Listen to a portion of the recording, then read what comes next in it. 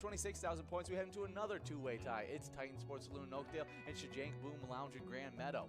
6th place, it's Carboni's Pizza CR Billiards in Coon Rapids with 28,000 points. 5th place, we got Duff's Tavern on Main and Vermilion with 29,000 points. With 30,000 points in 4th place, we got Concordia Lanes New Ulm. With 32,000 points in 3rd place, we got the Deer Stand in Deerwood, home of big-time player Kev. In 2nd place, we got Sundance Golf Banquet Bowl in Dayton with 43,000 points. But then that #1 location, home of the #2 player Bobo and home of the #3 player Not Lucky, and that's Corner Bar Goodhue with 102,000 points already in this season. Oh yeah, make sure you guys are coming out from 4 to 6 each and every day to play a little bit of that $1 jackpot hunter.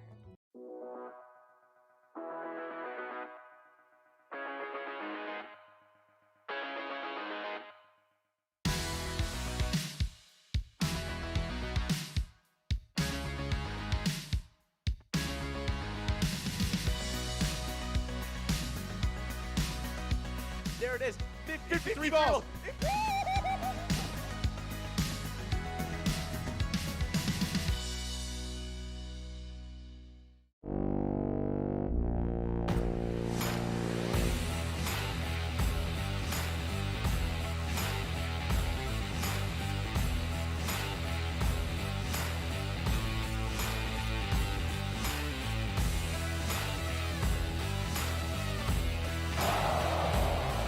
Hey guys, and we are getting into some Jackpot Hunter action. Actually, we got 23 games of Jackpot Hunter in the store, but we are actually getting into some Lucky 4 action as we have $57,000 on the line. You're not going to be able to find many jackpots this size during our live bingo, so make sure you guys are getting enrolled, press and play, because you only have 2 shots at this jackpot, one being right now. Oh yeah, but you'll get another chance after those 23 games of Jackpot Hunter, so stick around for our entire happy hour show. We got a lot of great things in store for you.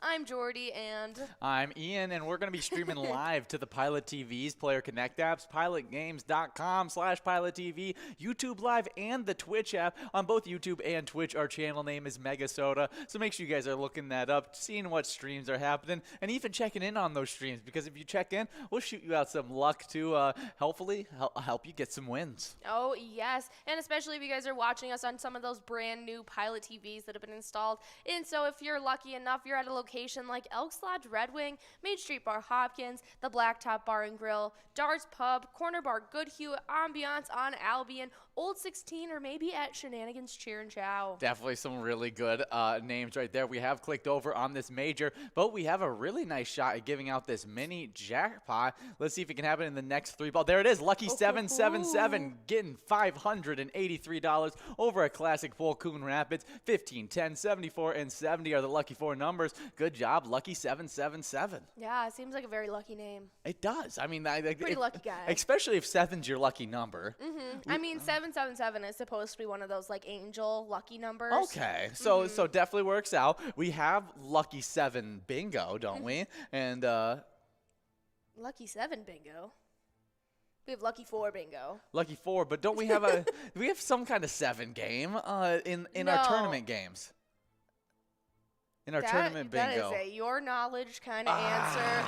Okay, I'll figure that out. Would not be able to tell you. I'll figure that out in just a second. Figure out what I'm trying to talk about. But I think you were talking about. Remember when Jackpot Hunter used to have a different amount of games? You would have a Lucky 7 game. Oh, we had the Lucky 7 game. Is that what you're talking about? Yeah, we have that, but I also I just have a thing in my head that we have a actual like Lucky 7s game. No, see, I was thinking of either Lucky Sevens. It's a high-low game that we play on MegaSota Game Night. Oh, okay. Yes, Makes sense. yeah, it's the new high-low game. Oh my goodness, I didn't realize that Wednesday today. Here's a little. You guys are finding out just as soon as I am that we're gonna be playing Gimme 6 instead of Wipeout Blackout on Wednesday. Yeah. Ooh, definitely check out our Wild Wednesday. It'll be Ian and I coming at you on Wednesday night. Yeah, Wipeout Blackout gives a lot of jackpots in that one, but we do have a winner on this game, and it was It was Lucky 77 Classic over at Classic Bowl, Coon Rapids, winning that great prize. The lucky 4 numbers were 15, 10, 74, and 70. We're going to be watching out for that game 15 and game number 10. But looked to be really, really good stuff. We did have some jackpots go out last week. Oh, yeah. Which were really good. 17 jackpots for the rolling week, which is Speaking of Lucky 7. That's the highest number that we've had so far in a rolling week this in Season 11. We've given out 55 jackpots in just Season 11 alone, so it's been a lot of fun. But probably our biggest weekend that we've had happened just last night. I mean, just this last weekend, as we had 7 jackpots go out this weekend. 2 of them going out on Friday. One to Huntley over at Clay's, who was able to take home $938. We also had Kylie over at Blasco's Embassy Bar taking home $3,482. Definitely some really, really good stuff here. I can fix that. Don't worry about it. But we got 1 minute and 34 seconds to get enrolled in this one. And you want to talk to them about Saturday's jackpot winners? Oh, yeah, we had quite a few. Starting off, we had a Rock Chalk over at Lindsay's Barbecue and Grill, taking home $705. We also had Travis over at Lava Burger, which just sounds like an awesome place to grab a bite, taking home $697. But we also had Patriot 22 over at the Muddy Cow Coon Rapids, taking home a whopping $990.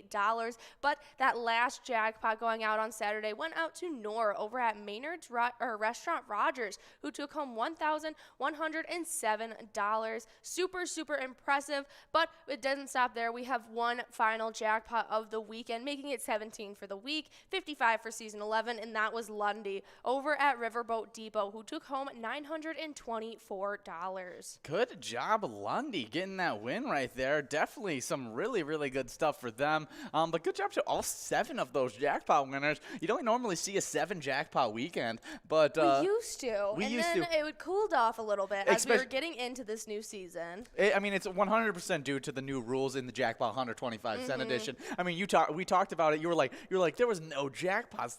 Nobody played Jackpot 100 before these new rules. There actually was a lot of people playing Jackpot 100 before those new rules, and we were giving out a bunch of minors that got over that $600. Yeah, it was just fewer players getting points. Yes, yeah, that's the only difference. Definitely a difference in point totals that went out. But the minors now go out like 3 or 4 times a broadcast, but just under $600, so they don't make that giant jackpot list.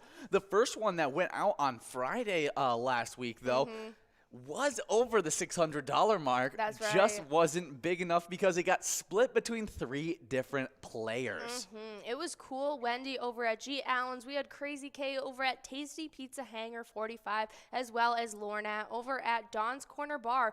All of them splitting up $703 between all 3 of them. Good job. Yeah, all those winners in that one. We also had Tim over at Gordy's Place winning $588 on a really nice minor jackpot. Oh, yeah, but we also had Gilly over at Henderson Roadhouse taking home $487. But we had one final winner of those jackpots in that Jackpot Hunter $1 edition on this last Friday, and that was Cheetah over at Lindsay's Barbecue and Grill, sneaking in and swiping away a $233 jackpot. That's pretty low, so they hit that in a fairly low ball count as well, so that is very impressive. Yeah, definitely some really, really nice stuff for those players.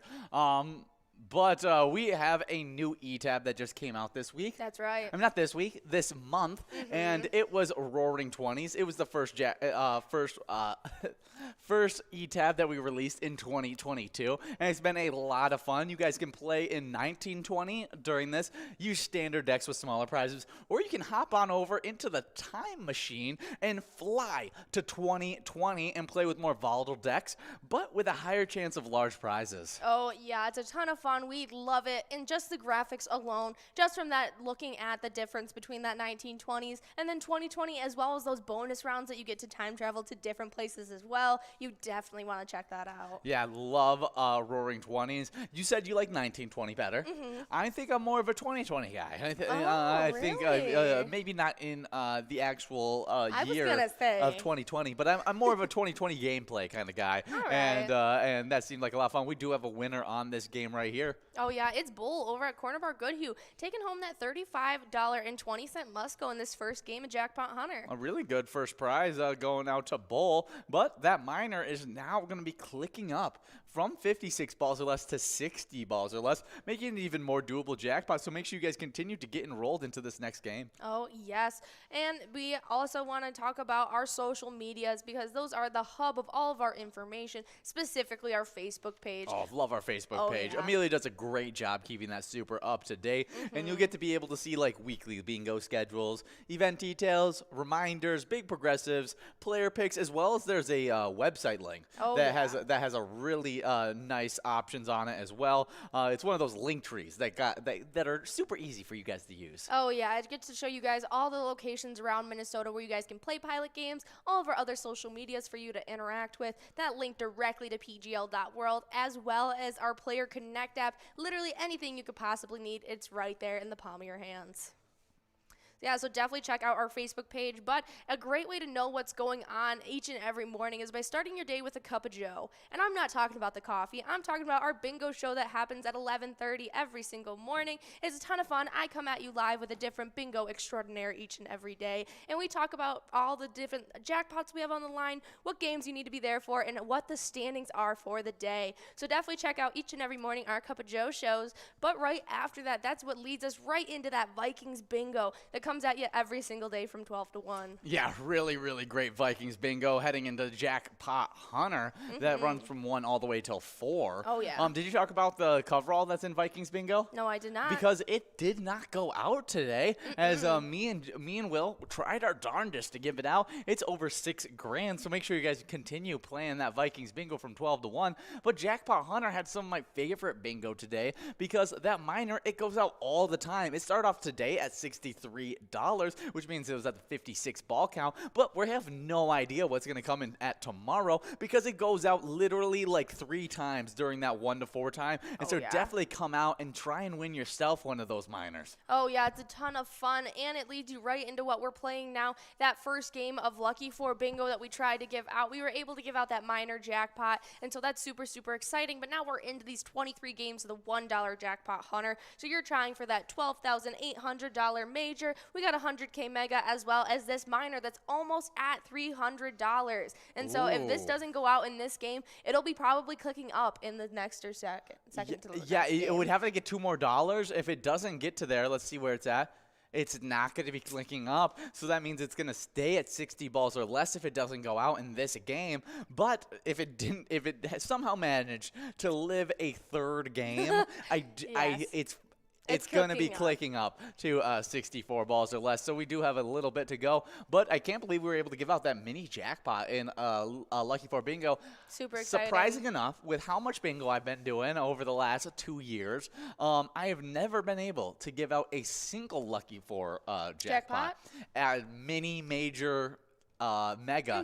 Today was my very first one. Oh, nicely done. I'm happy I could be here for it. I think you were there with me for my first jackpot.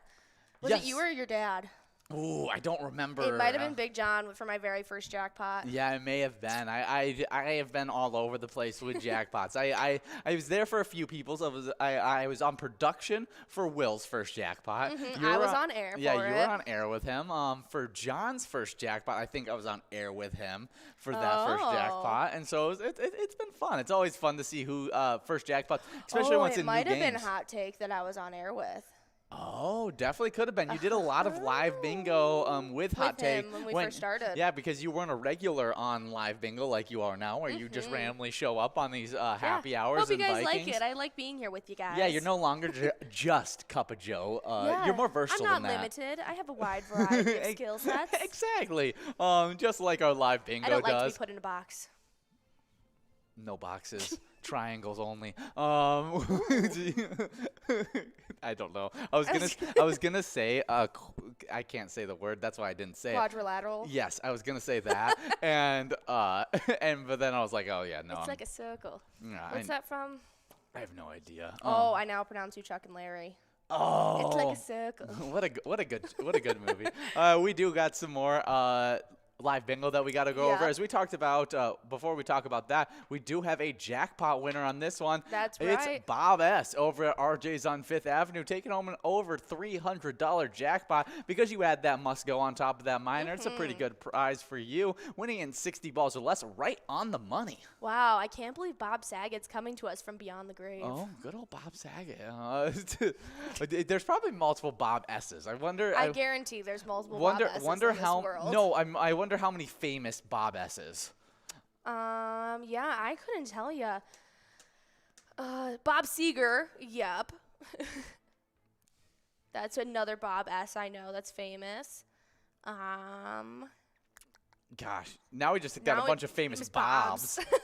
I mean, I would love to just go with Is you my over grandpa on this the list? list of just all the best Bobs. Robert Morris better be at the top He of this better. list. He deserves to be. And then like right next to it is a picture of him in his like in his navy blue Speedo. Oh gosh, his claim to fame and his captain hat Exactly. from the Navy. Oh my gosh, if I could ever get him to wear that outfit, I would die. I would die happy, man. I was too young to really like have fun with it. I was always too little, being like, "Oh, Grandpa, Like, why wearing are the you Speedo." wearing your Speedo?" But, like- now I would definitely be like, You're like, go Bob, go Bob.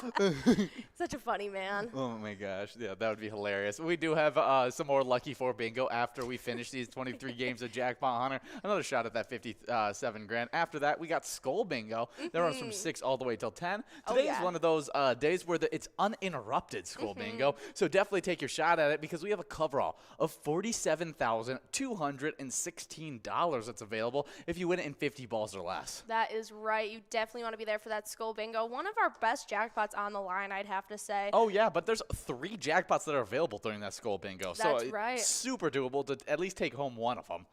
Yeah, we got that large frame as well as that line prize that goes out pretty much every day. And so you guys definitely need to be checking out Skull Bingo, especially because you get that full 4-hour experience. Yeah, but we were talking about how tonight is it's uninterrupted Skull Bingo. Well, that's because we got PGL nights the next 2 nights, and so there's going to be a little bit of interruptions. Tomorrow night, it's going to be MegaSota game night. After a week break of no Nikki and Tony on air, they're coming back. The bedazzled mic's hotter than ever, ready to give you guys out some really big cash prizes. Oh, yeah, you guys are definitely going to want to be there. We're trying to give out $21,344 on that Jackpot Jungle coverall alone. That's the final game. There are going to be so many other opportunities to be pocketing some cash as well as some PGL points throughout that night. Yeah, you can also come out for Wild Wednesday, which happens every Some single... would even say it's better.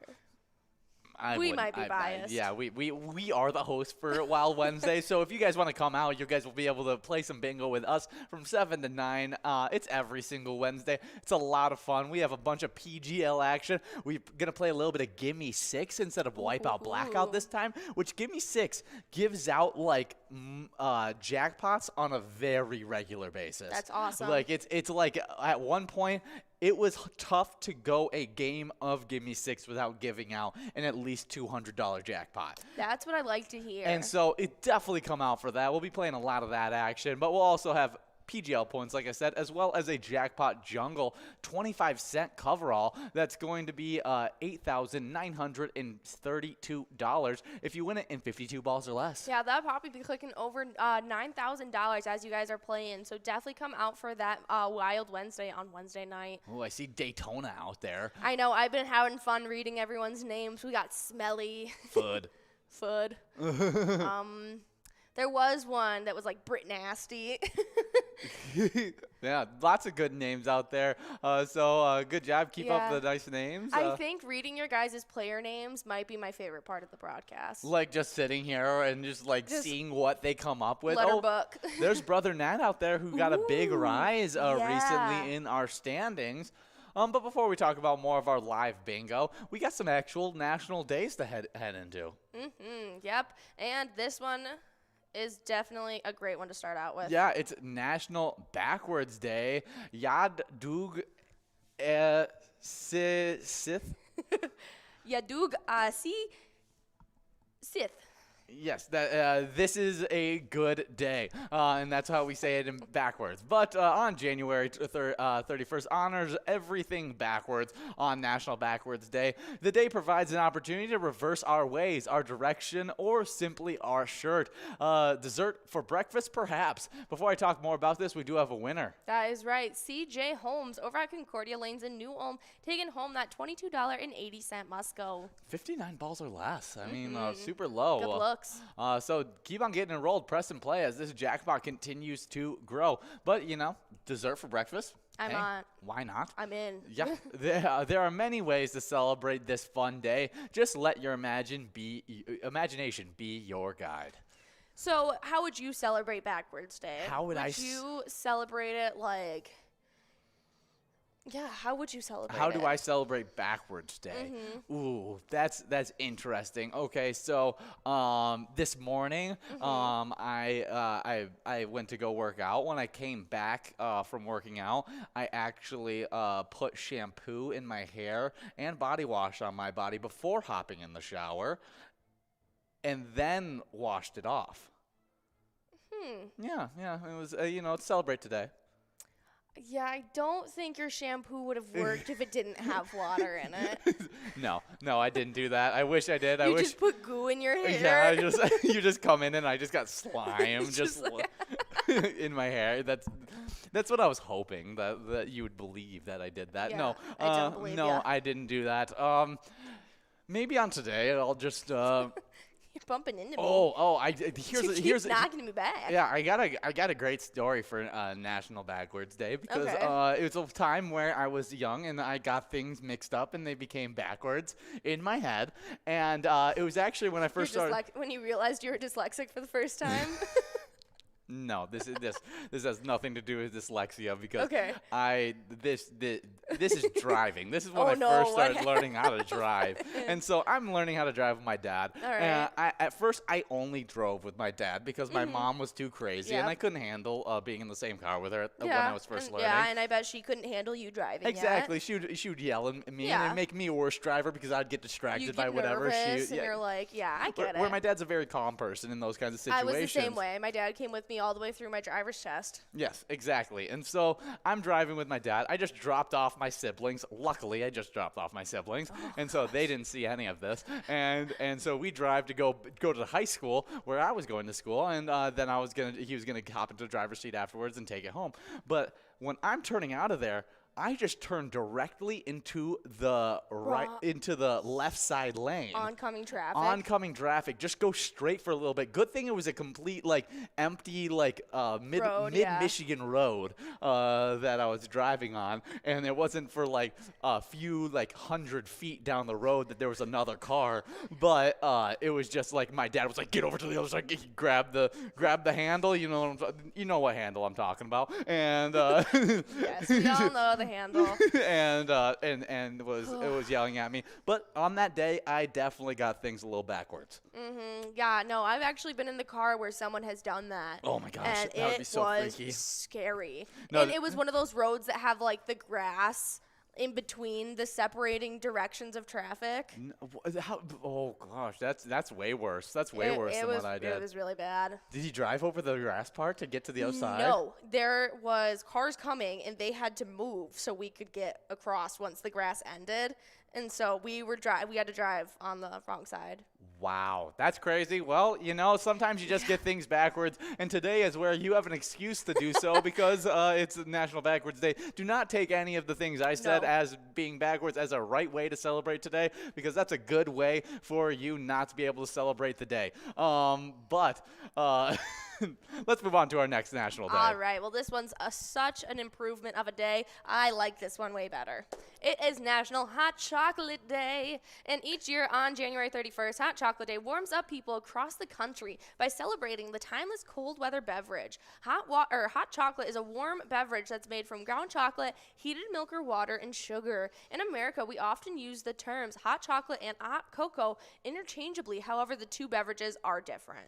Yeah. I did, in fact, know this. Yes, I mean, I think if you've been here with us for a while, we talk about the difference between hot Yes. chocolate and hot cocoa on an often basis. And Mm-hmm. so here's a little bit. Hot cocoa, it has a thinner consistency and tends to be creamier and sweeter because of the additives. True hot chocolate, on the other hand, is much richer and denser. It can also have bittersweet notes depending on the type of percentage of pure cacao used as the base. Mm-hmm. Yeah, I think I might be a little bit partial to hot cocoa. I like it thinner. Okay, before we go into this, we do have a winner. Julie over at VFW Spring Lake Park taking home that for $12.80 prize. Good job, Julie, on 64 ball Musco prize. That's right. Now we're getting enrolled into game number 5 of Jackpot Hunter. Continue to get enrolled and press play as we continue growing this minor jackpot.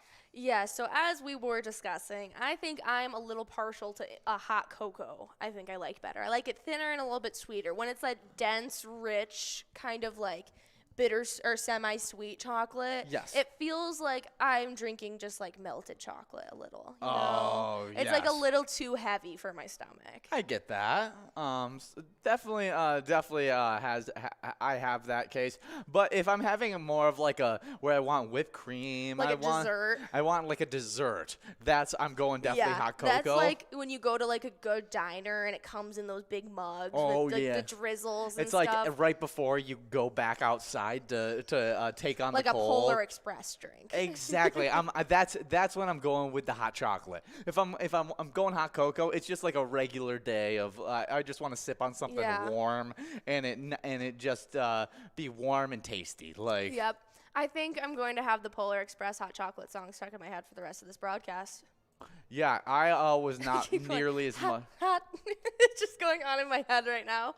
It's so funny. I just had such a I know so many people that were really into the Polar Express. My brother. Never really watched it. See, I didn't like it as a kid. I didn't either. I thought it was weird. So did I. Same with Hocus Pocus. Like, I did not like Hocus Pocus as a kid. Really? Yes. Now I have such a bigger appreciation for it. And the Polar Express is something I watch maybe one every 4 years now. And so I have a better appreciation. But, like, the animation style, really, I did not like as a kid. Yeah, and I didn't like the whole entire that he couldn't hear the bells. I don't know why. That was like a really like weird part in my head, and like I don't watch it enough to really understand what actually happened in that. Or the puppet scenes.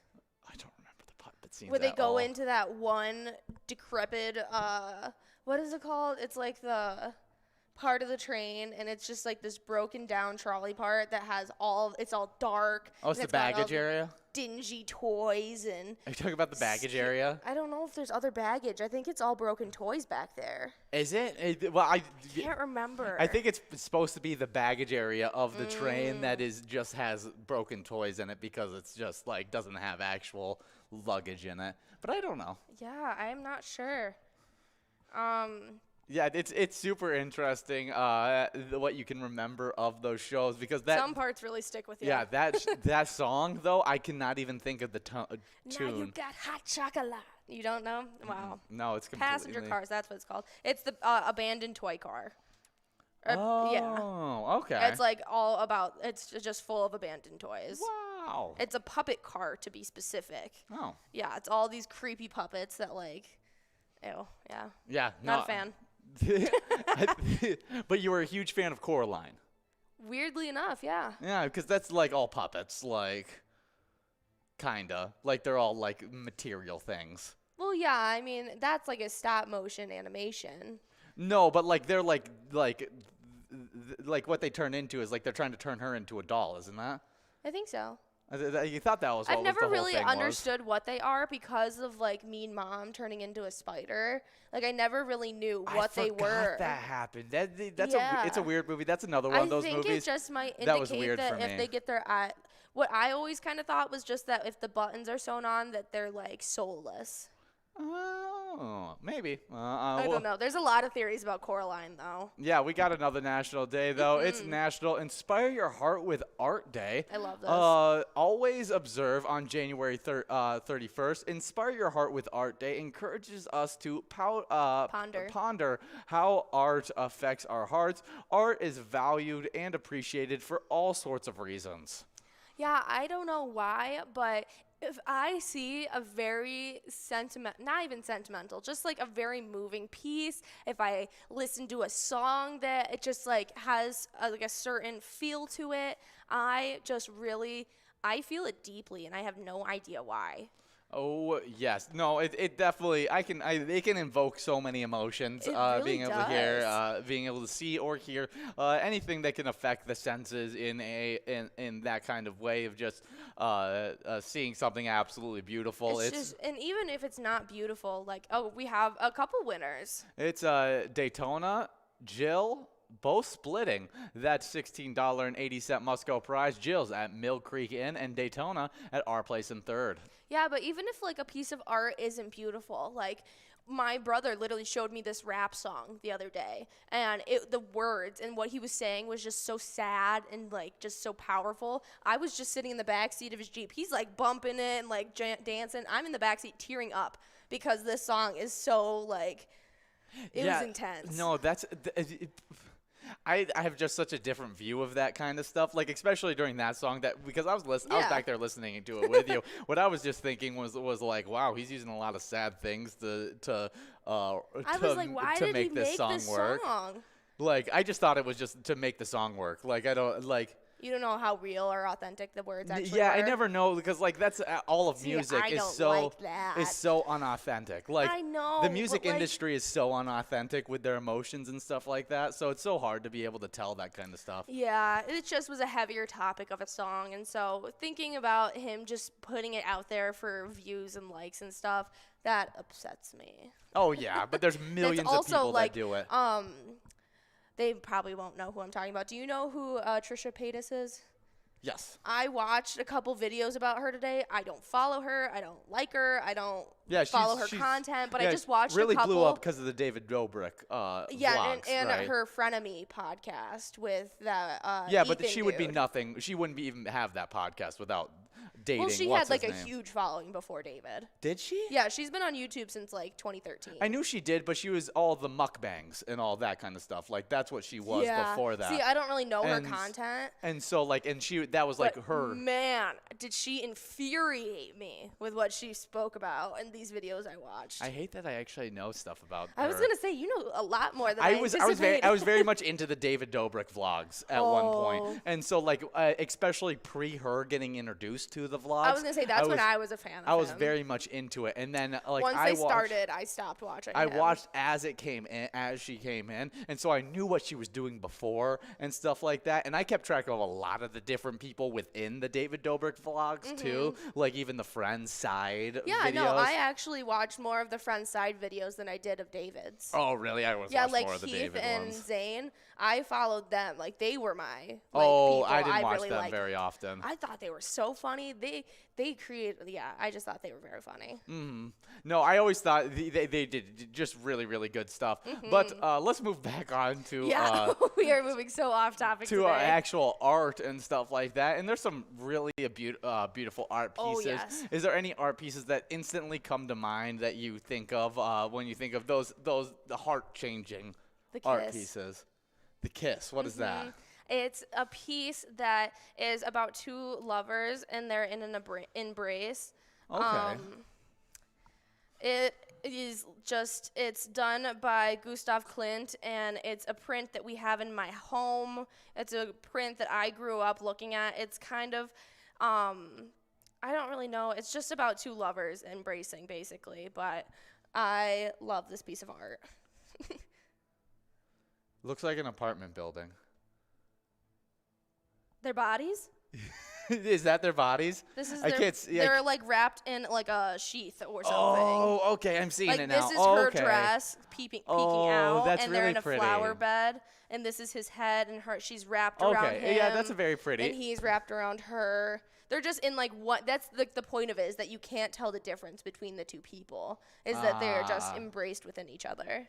That's cool. Well, what a really pretty piece. I mean, there's obviously Mona Lisa's, the Starry Night, big art pieces that have dominated the art world for years and years and years.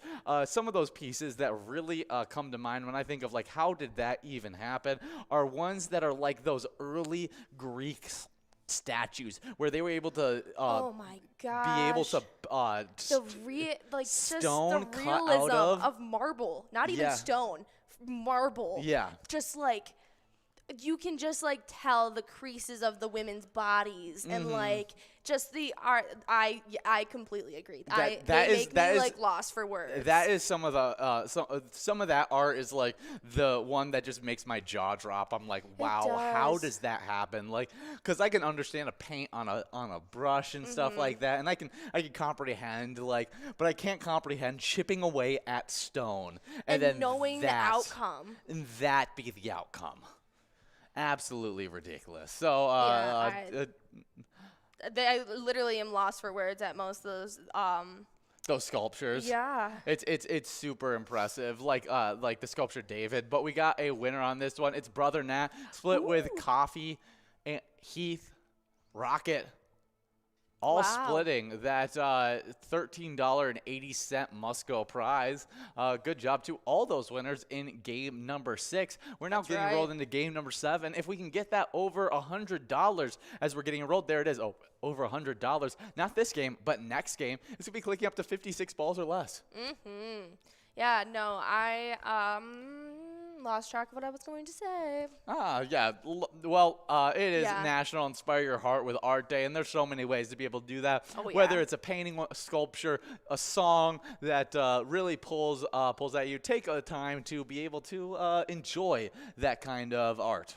Yeah, I find myself very easily immersed in art. Like, I could even just be watching a show, something that's not considered art, but because it's, like, cinematic and stuff, like, I just find myself engrossed in stuff like that. Oh, yeah. I mean, and there's specific, like, dance that is just art. Yeah. Like, that's absolutely, like a lot of ballet, like, it's not something that you're like, oh, that is a physical, just, like, It is a physical feat. I was going to say ballet is pretty hard. But there's just things where like they're doing like not and very they're doing complex it with things. such grace. Yeah, that's what I was more talking about. There is so many things in ballet that make it look effortless. Yes, they make it look so effortlessly because they're walking forward, and you go, oh, walking forward's easy, but to be able to walk forward like that and how to make it look the way they made it look, they had to stay on their they had to stand on their tippy toes and like break their ankles to be able to do all that. Ballerinas basically put on silent movies each time they perform. It's super impressive. I didn't even realize that the Nutcracker ballet had no dialogue. Like I didn't even fully comprehend. Like obviously when I think about it, and I'm like, the Nutcracker ballet doesn't have dialogue, obviously because it's a ballet. But I didn't even like really fully think about that until just this past year when we were talking about it before Christmas time, and I was like, wow, that is true. Like they're able to tell the entire story of the Nutcracker without saying a single word. A single word. Super impressive. Yeah, I love it. I think the Nutcracker is probably my favorite ballet to watch. I mean, I don't know. Yeah, probably just for the sentimental value. The Nutcracker is pretty high, but Swan Lake is beautiful. Now, what do you consider like more of the art, like those dancing or like a Broadway theater, like presentation?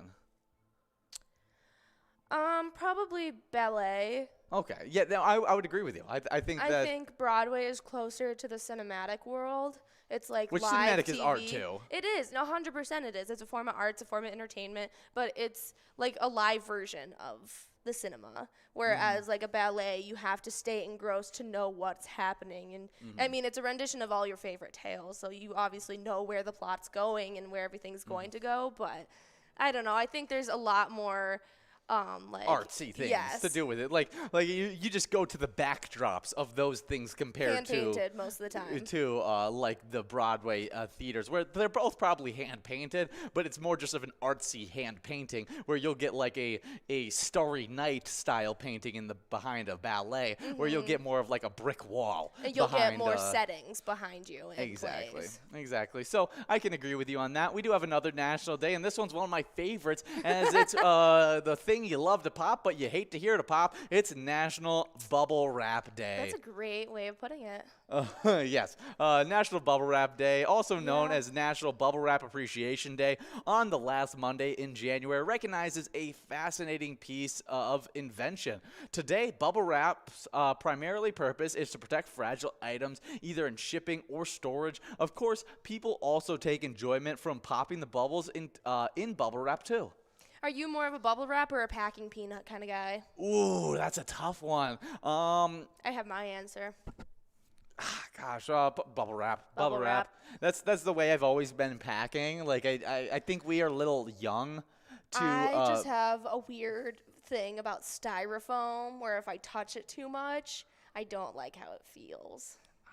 You know? See, I totally would have been down for it, but like I moved a lot as a kid, and we just didn't use packing peanuts. Yeah. We used bubble wrap to protect our things. All right, we got Hogs over at Mazeppa Liquor Store, taking home $22.60 on that must go in this game number 7. Good old Hogs. Now we're getting enrolled into this next one. That Miner is going to be clicking up to 56 balls or less in this one. And you said Mazeppa? Mazeppa? Mazeppa? Is that how you pronounce it? I say Mazeppa. Really? Yeah, like Eppa as the end? Eppa as the end, and it's Mazeppa. Instead of maze, you say Maz. Yes. Oh, okay. So you make it a soft A and I make it the hard A. Exactly. Okay, Mazeppa. Mazeppa. Please let us know what the correct pronunciation is. And it's the E. You got to add the E in it because Mazeppa already has the E involved. That's why the Mazeppa. No, we're both grammatically correct because when it's a soft A, you pronounce the E, but when it's a hard A, it's because of the E. Yes, exactly. So, it's Mazeppa or Mazeppa. Yeah, well, let us know, please. It does pick it up when we say Mazeppa on the thing, and it doesn't pick up Mazeppa. Okay, so it's probably Mazeppa. Yeah, that would be my guess.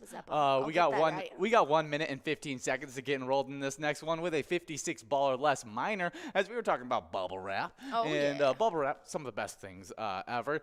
Me and Will on the other broadcast were talking about the giant package of things of air that they use to package as well, that you can literally make like a giant just boom sound when you break those. Yeah. Not a fan.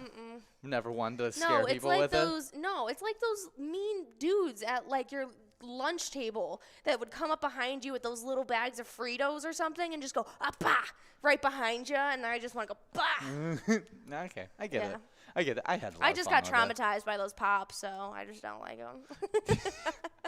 I just got tormented as a kid. There was never a point where you just got used to them? 3 boys that just always did it. No, you know how skittish I am. Oh, yeah. I know. I just was hoping that maybe one day it was going to help. Like, you would think that by now I'd have absolutely, like, just been – what's the word? Desensitized. Desensitized. You would think I would just be absolutely desensitized by now, but no.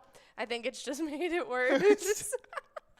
That's hilarious. Now I jump and scream when Ian literally just walks in a room. Oh my gosh, yeah, very much so is the case. Let's see if there's any Twins news. Oh yeah, are they about to start getting their season started? I think they still got a little bit before they get going. So, right? But I didn't know if they have any preseason stuff. We do have balls dropping in this game right here. Let's see if there is any kind of big news. It doesn't look like there is really anything too crazy happening with our Twins. And so if you guys want to support our Twins, play Twins Win. It's an E-Tab game. You guys can pick a lucky batter in the Home Run Derby bonus round and win Grand Slam prizes. Oh, yeah, there's a ton of fun, so definitely check out that. But if you guys are coming out each and every day during that Vikings bingo, we're going to be switching over to Twins bingo once that season season kicks off, but combine them both up and you get Twikings, and that's when you guys are earning those points for the Twiking zone. And so we're going to jump right into these players and tell you where everyone's leaving off. Oh, yeah. In 8th place, we got a 3-way tie. Were you about to go? I was, but you can take it. Oh, sweet. We got Bobo at Corner Bar and Good. You tied up with Pooba at Brian's Bar and Grill and Rodway at Broadway Pizza and Blaine. They all have 32,000 points. With 42,000 points in 7th place, we got Steve over at our place on 3rd. 5th place, moving up from 7th place, it's Yo-Yo over at Andy's Hometown Tavern, tying up Bryzo over at the Atomic Star Tavern, both with 43,000 points. Big movement for Yo-Yo. And I also saw Yo-Yo getting a lot of wins today. Yeah, they were. And so we'll see if they can come out on top after a really good Monday showing. In 4th place, we got Sin Bob over at Corky's Bar South Haven with 48,000 points. With 50,000 points, we have a 2-way tie in 2nd place. It's Loser Dave over at VFW Spring Lake Park and Elsa over at Titan Sports Saloon. And let me tell you, I saw Loser Dave out there a bunch today. Not only am I expecting him to pass Elsa, but I expect it to be a close race. It could be Loser Dave in 1st place, but he might have tied it up. He might have. In 1st place, though, right now, as we came in on Monday, it's Scrub Eye over at American Legion Fridley with 56,000 points. Yeah, no, I think they might have just tied it up. I really want to count up their wins now. Yeah, I just don't know how the points exactly work. We do have Tracy over at Sundance Golf Banquet Bowl in Dayton taking home that $15.20 61 ball Musco prize, and that means that jackpot is continuing to grow into this next game of Jackpot Hunter. So keep on getting enrolled. Yeah, we are getting into game number 8 of the broadcast already. No, game number 9 of the broadcast already. But how does it work? How much is a line prize? Line and large M are both 1,000. The coverall is 3,000, and then if you win a jackpot, it's 10,000 points. Okay, well, and so far, I'm only counting at game number 4, and he's already at 4,000 points. Oh, and that's only 2,000 behind Scrub Eye if he gets it. Wow. Okay. I was gonna say he's got another line prize right here. So he split that up, so I'm not sure if he gets half the points or if he gets full points there. I'm not really sure how the ties work then, but they also, so they got... You're thinking it's going to pass? I think he's passed. Okay, well, we'll see when we come in tomorrow. He's got 5 full wins and then 1 tie. Okay. So that's going to be a close one. We're going to be checking in tomorrow with a Cup of Joe with Jordy, seeing if any of that shakeups happen. But let's talk about the location side of this Twiking zone. All right. Well, on the location side of things have been crazy. People are just trying to get the much points as they can for their desired location. Starting off, we don't even have a 10th place location because yesterday's 10th place location jumped up and tied up with 8th place. Now 3 of them are solidly with 40,000 points. We got Main Street Bar in Kimball. We got VFW Blaine, and we have Eagles Rochester, all in 8th with 40,000. 7th place getting pushed back. It was Titan Sports Saloon in Oakdale with 50,000. 6th place getting pushed back as well. It's Atomic Star Tavern in Mankato with 53,000. And then jumping up from 7th place, pushing back those 2 locations. Now in 5th, Corner Bar Goodhue sits with 60,000 points. Wow, big time location and multiple standings, but getting into the top 5 in the Twiking zone, definitely one of those big risers for Corner Bar and Goodhue, and definitely helping him out was Bobo, who went from unranked into our top 10. But we also have our 3rd place location, American Legion Fridley, sitting with 78,000. We didn't talk about I skipped over 4th. Yes. Corky's and Corner, they're so similar. But in 4th place, we have Corky's Bar South Haven with 69,000. 3rd place, like I was saying, American Legion Fridley sits with 78,000. In 2nd place, we have our place on 3rd with 88,000. And our number 1 location in those Twiking zones is VFW Spring Lake Park with 164,000 points. Yeah, really, really good stuff for VFW Spring Lake Park, running away with it right now with just a little less than double the number 2 location. And, I mean, so it's going to be a tight-knit race throughout from 2nd all the way to 10th place. The rest of it's going to be really tough to be able to catch for that number 1 location, as they do have that huge lead. But, I mean, probably the biggest shakeup that we kind of figured out was that that loser Dave may be passing up Scrub Eye when we come in tomorrow. So make sure you guys keep your eye out on this one. We do have 25 balls dropped in this one. We got D-Frats, Daytona, and Mark, all 17 balls away, trying to take home this $155 minor that you can win in 56 balls or less. Oh, yes. But you guys definitely need to be trying for this. But if you guys want to be checking out any of our other games to try and take home some jackpots, our e-tabs are a great place to start. With over 50 of them to choose from, you should definitely be heading over there. We're listening to a little bit of Martian Invasion, one of our biggest e-tabs that's been known to give out whopper of a jackpot every now and again. So definitely check it out. It's a ton of fun. But like I was saying, we have over 50 different charitable e-tabs. I think we have close to 60. But we definitely want you guys to be checking them out. They got 85% payout, giant jackpots up to $1,500, as well as all games having small bets between 50 cents and $5 for you. Yeah, love those e-tabs. Some of our best bingo happens on those e-tabs. And Martian Invasion, one of those that just gives out massive jackpots. Massive jackpots. Yeah, what was that jackpot that we gave? 72,000. 72,000, And then, like, 6 weeks prior, we gave out 126,000. That is so crazy. Definitely some really good stuff there. Yeah, love Martian Invasion. Some of our favorite e-tab bingo. And I don't know if there's nearly as big a jackpots that grow on the other e-tabs as this one, because I only hear about Martian Invasion getting these just ginormous jackpots that you can win. And yeah, it reminds me of Mars Attacks. Oh. Just a little bit. Yeah, we do have a winner on this one. It's 2 winners. It's Hunley and Britt Nasty, both splitting that $20 must-go prize. Hunley at Billy's Rockford and Britt Nasty over at Arcade Bar. Nicely done, you two, splitting up that $20 must-go, and we're about to be getting enrolled in our game number 10 already. See, that's where we need to go. We need to go somewhere that we can. We have your brother's girlfriend has extreme luck at arcades. And so I don't know how she always, whenever we go there, go to an arcade, we'll end up, me and you, we'll team up. We split, yes. We'll team up, and we'll both spend spend a good amount of money, and we'll play a bunch of ticket-winning games and try to win as many tickets as we can. And she'll win more than the 2 of us combined. No, she's won double, both of us, both times. Yeah, absolutely destroys it in the arcade. And so now that I see that there's an arcade bar out there that plays a money-winning game, I am very tempted to just fly her out to Minnesota and have her go play some Pilot games at Arcade Bar. Yeah. I wouldn't play because obviously I'm terrible at arcades, but she would. I don't know how she does it.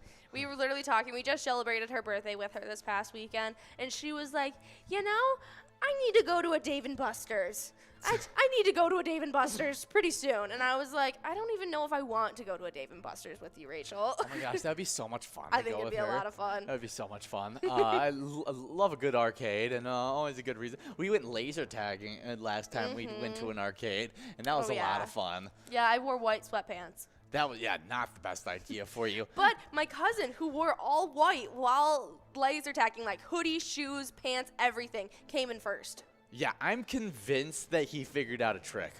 That's because we went to all of the bases first. When we first got in there, him, Anthony, and I, since the 3 of us were on a team, my other cousin, in this kind of like dojo where you go play your laser tag, there was these bases around where they'd be like light sources on the ceiling, and you had to go and shoot at it multiple times, and you would get like hundreds of points. And so we went to like 5, 6, maybe even 7 when we first got in there. And that's how him and Anthony got so many points. Before, there was another team that was like a dad and like 4 8-year-olds running around in there as well, with just like me and my teen cousins. Oh my goodness, it's so much harder to hit those little kids. They were killing me. I always thought, like, as a kid, that I was like, I can't believe I'm shooting out these adults and stuff like that. Like, I'm destroying this thing. You don't realize those little kids have an advantage sneaking around those corners like that. And not to mention the stamina that they have. I was running,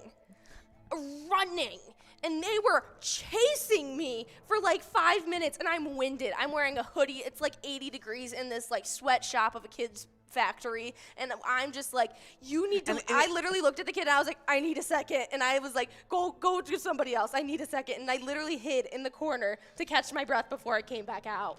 And it's totally a lose-lose situation because it's either you get shot by an 8-year-old or you shoot an 8-year-old in laser tag, and so you can't win in that situation. I just don't think I'll ever win in laser tag. Period. Yeah, it's a tough thing. Maybe we should try paintballing. I think that would be so much fun, but I don't trust you. You wouldn't trust me? We'd be on the same team. You would. I just know I'm gonna get injured. Yeah, probably. I just know it. We do have a 35 balls dropped on this one. Trying to win. Hot Take would just start doing parkour. I don't know if Hot Take can physically do parkour, so I would love to find out. I know he would try. I would love to find out.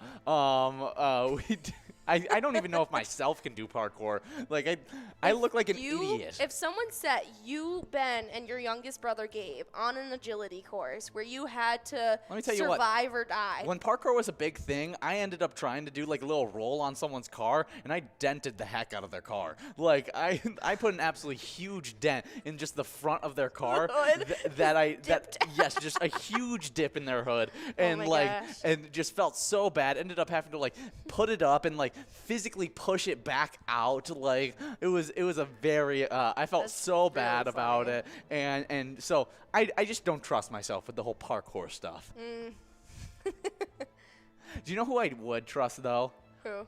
Ben. That's what I think that's who I think more so than you, honestly. Like, I think Ben would definitely do it. I just picture both of you guys together, and I know you're going to feed off of his chaotic energy. I probably would. You're going to get competitive. Yeah. Well, you can feed off some chaotic energy in our PGL nights, and to be one of those players that compete for points, you got to sign up at PGL.world to become a member of our league. Those players have insider information, monthly newsletter, and so much great stuff heading to them. Definitely get signed up at PGL.world. Oh, yeah, but we got a winner. We had Dooney Q over at Skinner's, too, taking home $18.80 on that must-go in this game number 10. Yeah, now we're getting rolled into game number 11. Dooney Q, you get a little bit of extra luck due to the fact that we did have one of our lucky 4 numbers be 10, wasn't it? It was 10-15.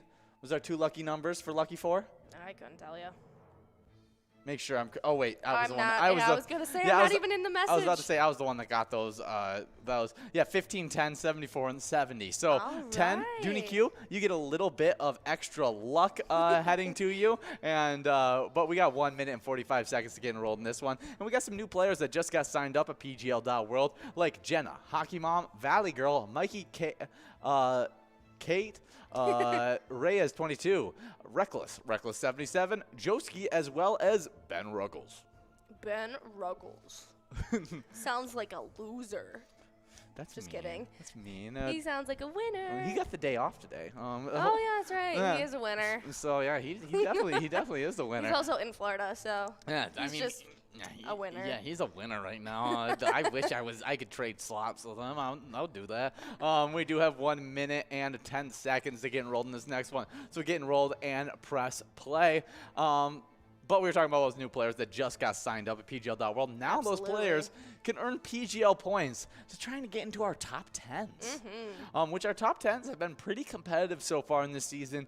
But even players that just got signed up maybe a month ago are competing in this top 10. Dominating. I mean, our top 3 players are all newcomers. Yeah, that's for sure. I mean, honestly, 5th place on, I see it's a very mixed bag of like players that I know, that I don't know. I mean, really, the entire top 10 is a mixed bag. I was going to say 7 out of 10 are newcomers from the last 2 months alone. Exactly. So super impressive stuff. Definitely come out for the PGL nights. And also try and compete in these top 10 standings. Absolutely. I mean, they're highly competitive, so you will be putting in work if you want to stay in this top 10. But they sure have, because we have RCD in 10th over at Pebble Creek Golf Course, sitting with 227,895 points.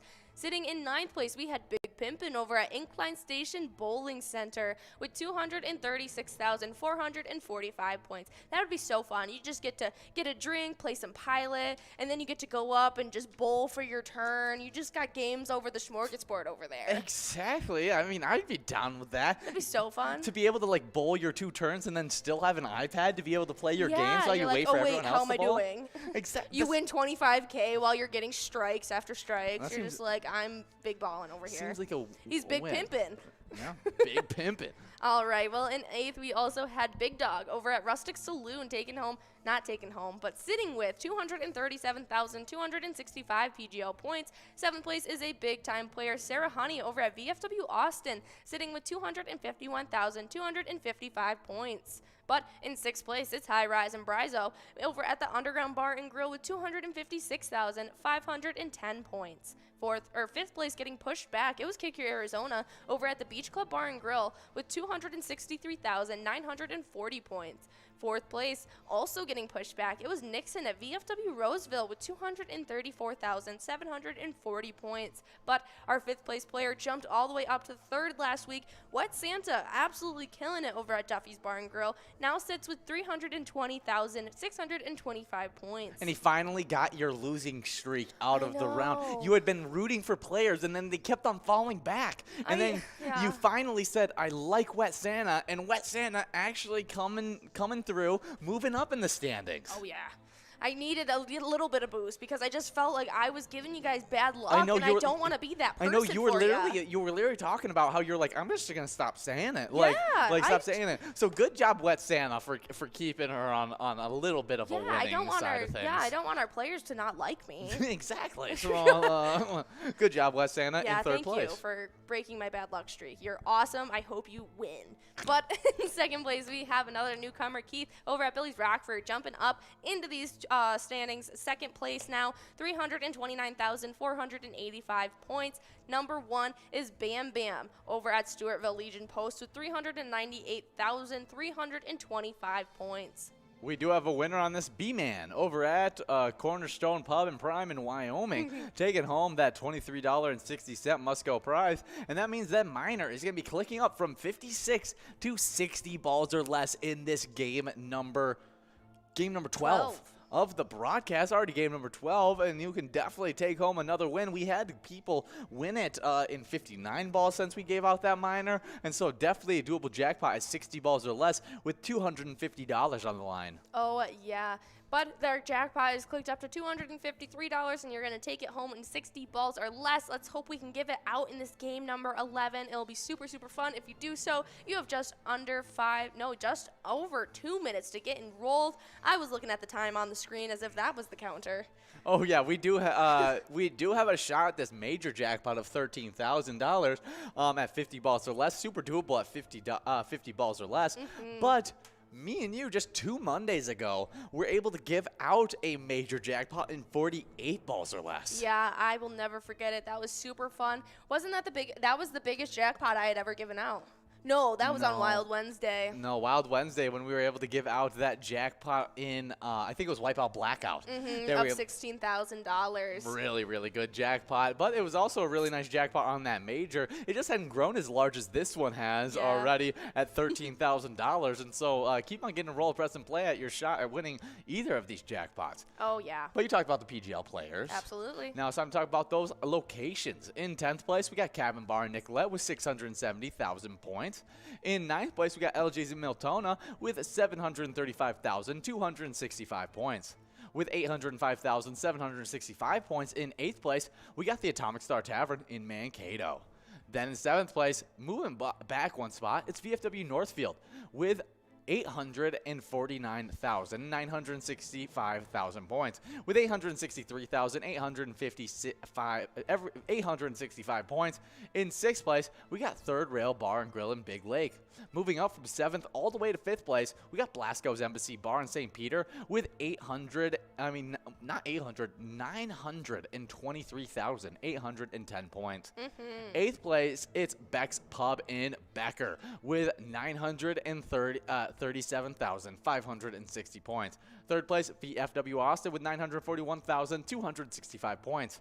2nd place, it's American Legion Cleveland with 980,330 points. And then that number 1 location there in the 1 million point club, it's Neeson's Gaylord with 1,145,000 points. And Will made the prediction that 5 of these locations are going to be in the 1 million point club when we come in on Thursday. Really? What do you think on that? I think American Legion Cleveland is going to be for sure. and I think VFW Austin is. I think Beck's Pub and Becker and Blasco's Embassy Bar still have a little bit to go. I think after Wednesday they will be in the 100,000 point club. Yeah, that Thursday. Thursday. He said, after Thursday. When we come in on Thursday, which is our 2 PGL nights, he said we're gonna have 5 locations in the 1 million point club. Oh, I completely agree. Yeah. If not more.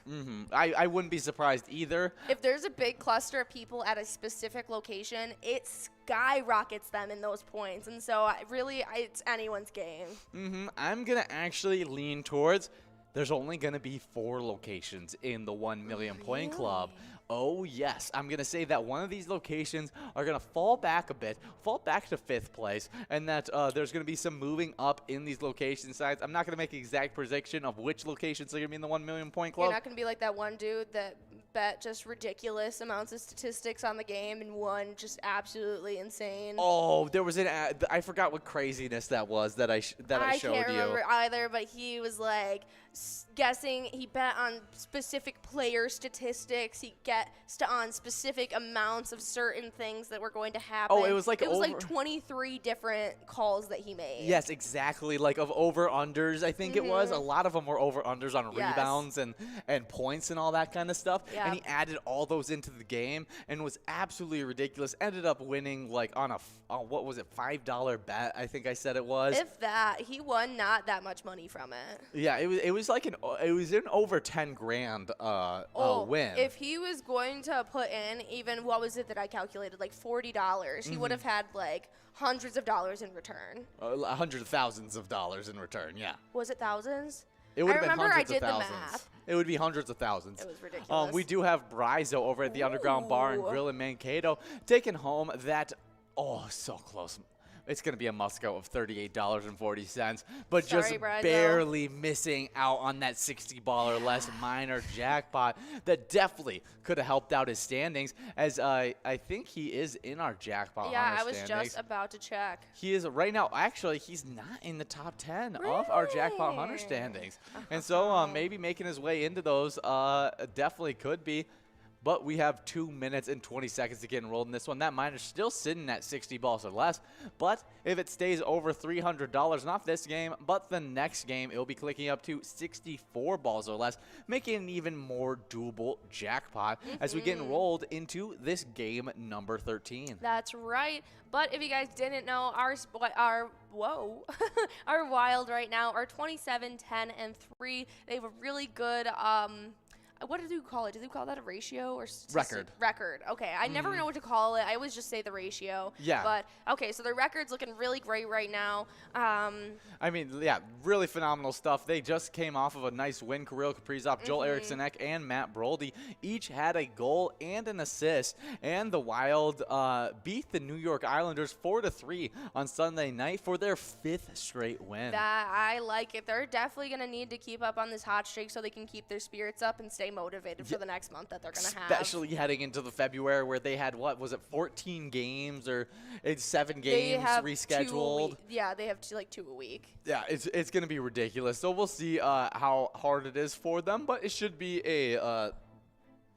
some good stuff as we've been getting hot. Yeah, no, Brandon Duhamey also scored, and Matt Dumba had 2 assists to help the Wild earn at least a point for the 9th straight game, 8-0-1. Capo Kokkonen stopped 40 shots to improve to 10-2-2 this season. Wow.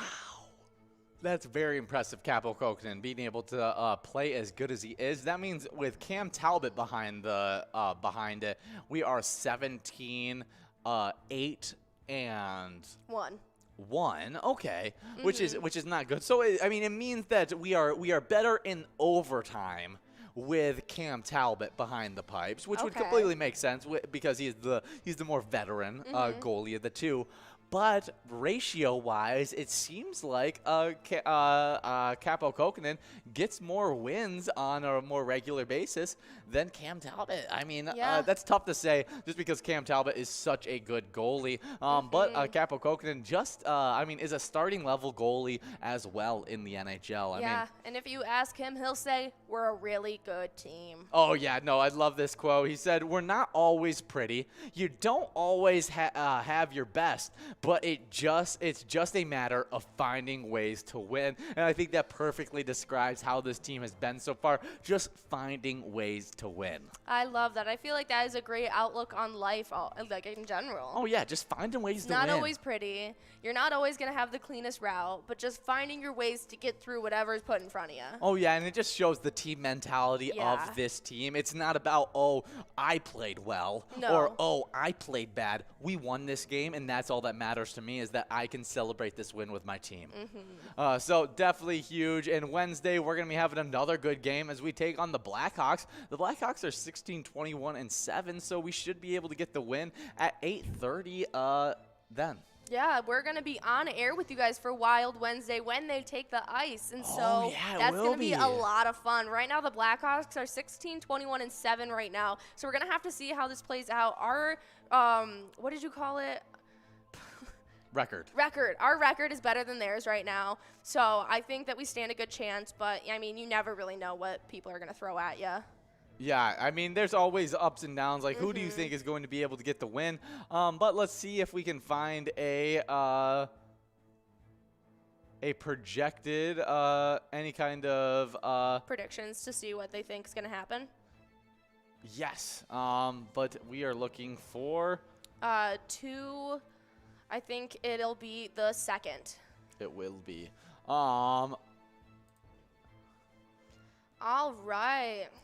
Okay, nope, this isn't the one because they just played recently, so it's kind of hard to find one on the recent statistics.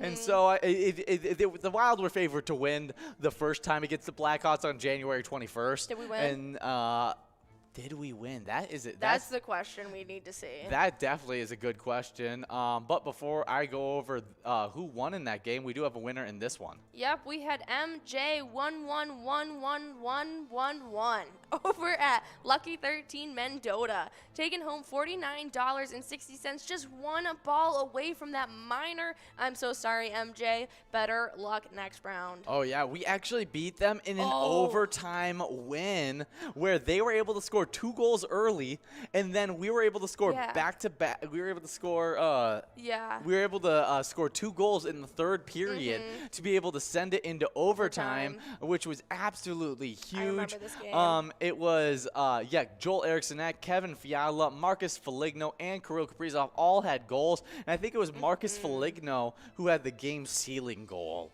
in that game. I think so as well.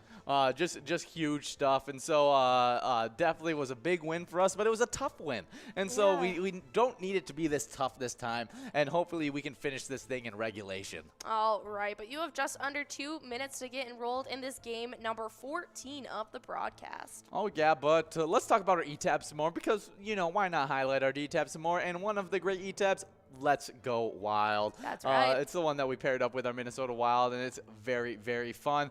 What else is fun is hitting the ice and going fishing. You know what else is fun?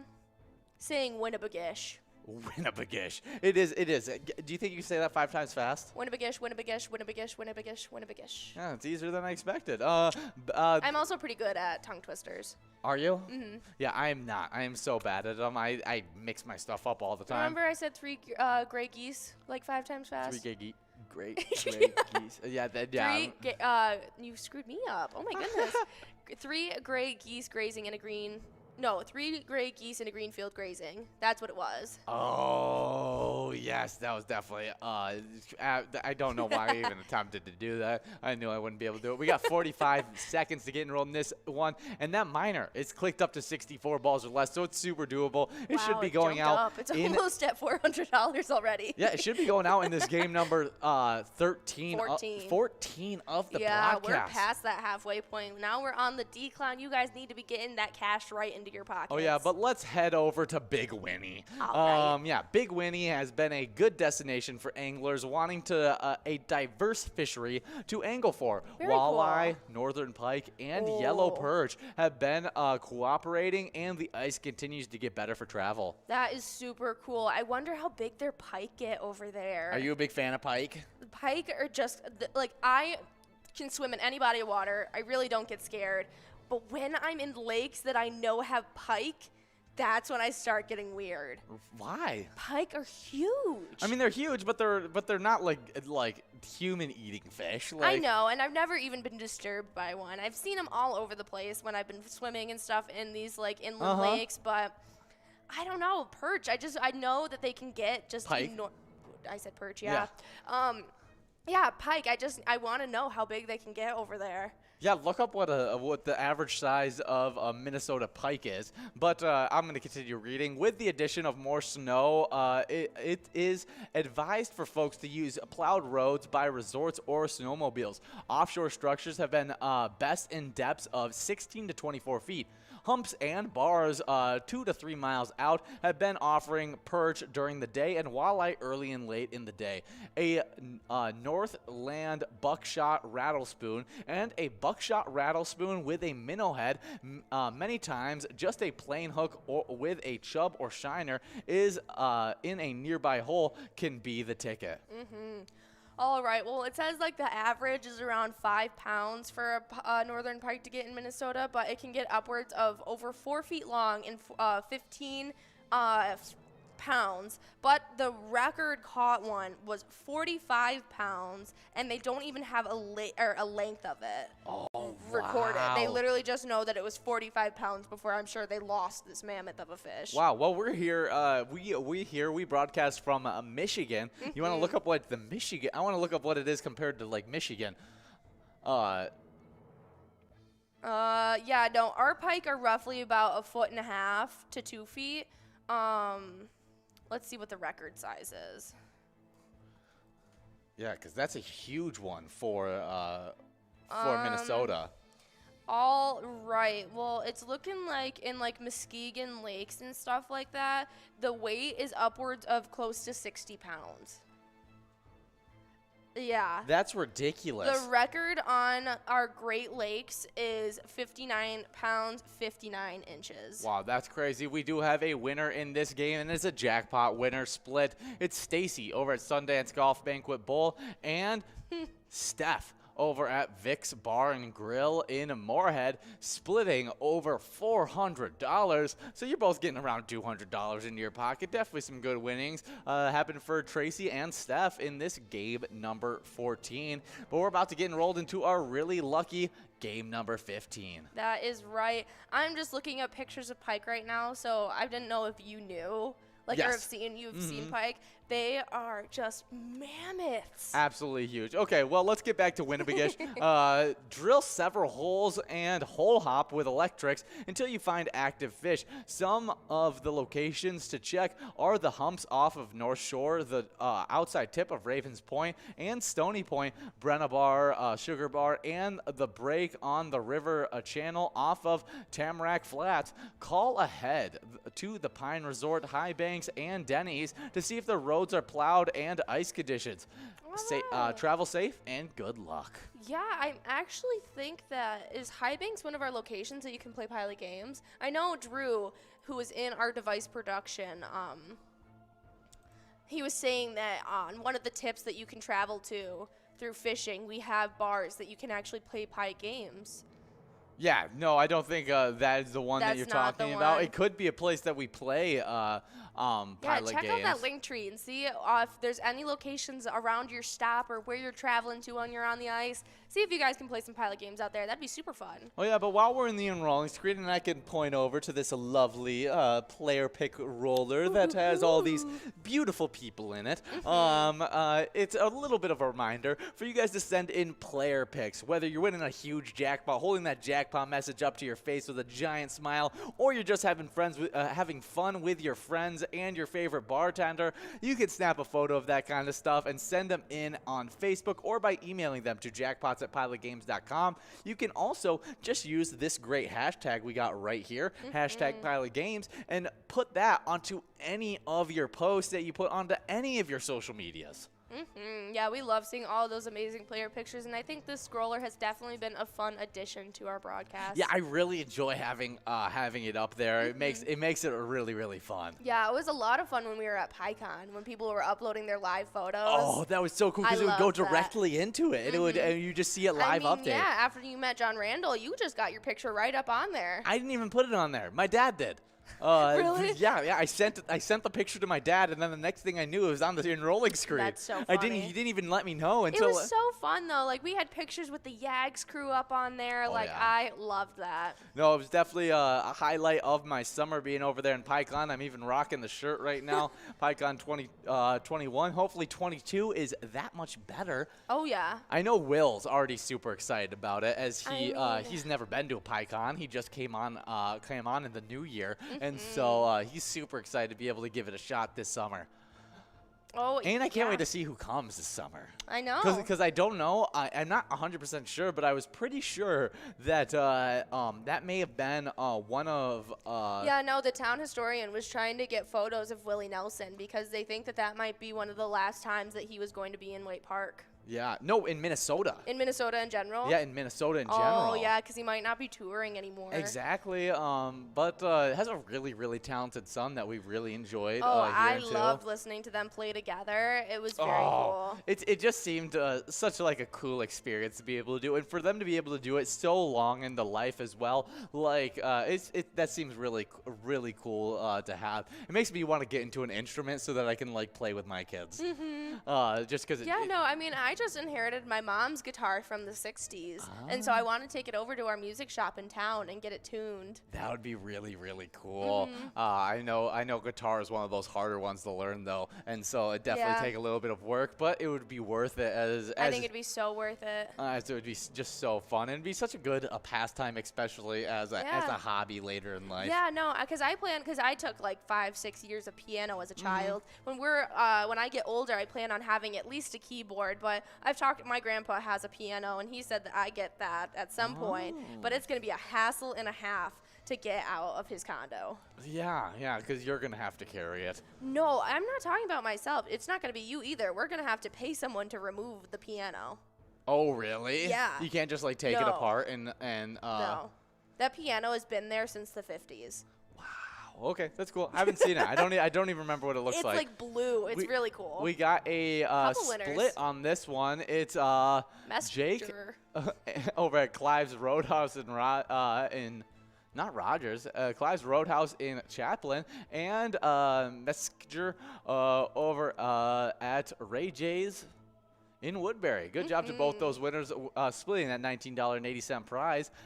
In a game number 15. Oh my goodness, we completely missed it. We had 14 Steph over at Vic's Bar and Grill in Moorhead and Tracy splitting the jackpot. Yeah, we talked about the jackpot.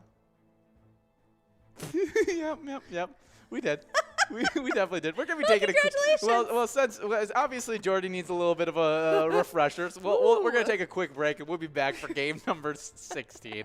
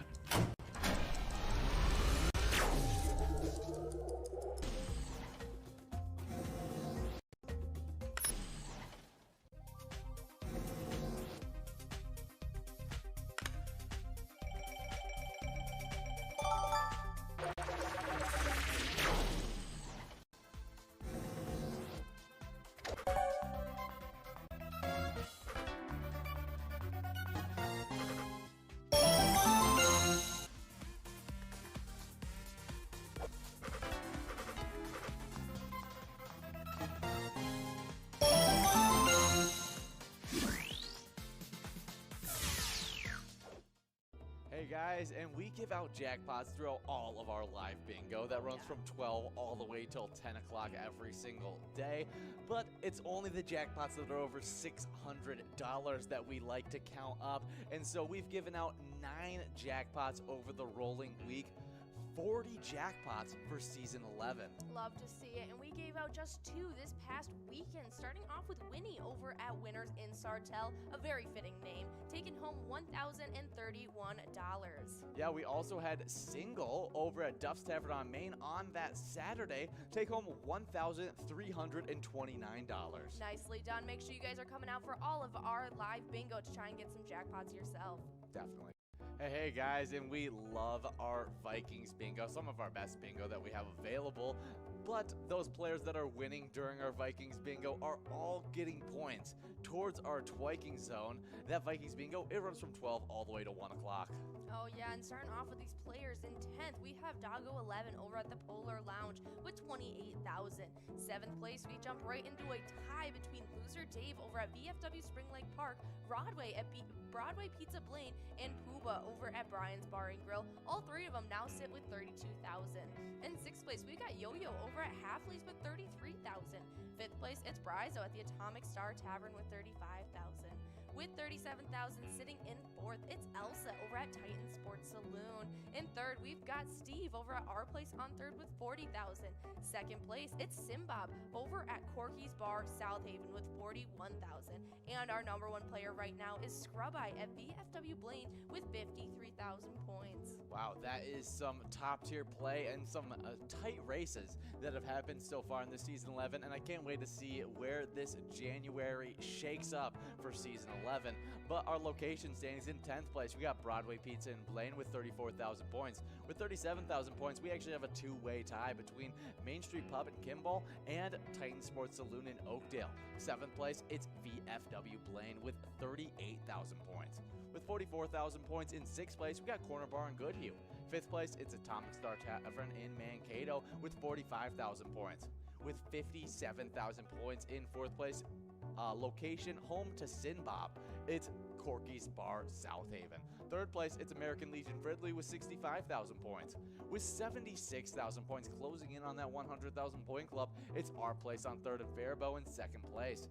But then that number 1 location really dominating so far in this Vikings bingo, it's VFW Spring Lake Park with 138,000 points. Yeah, they've definitely been accumulating those points, especially when they have such big players playing at that location. So make sure you guys are coming out from 12 to 1 each and every day for some Vikings bingo.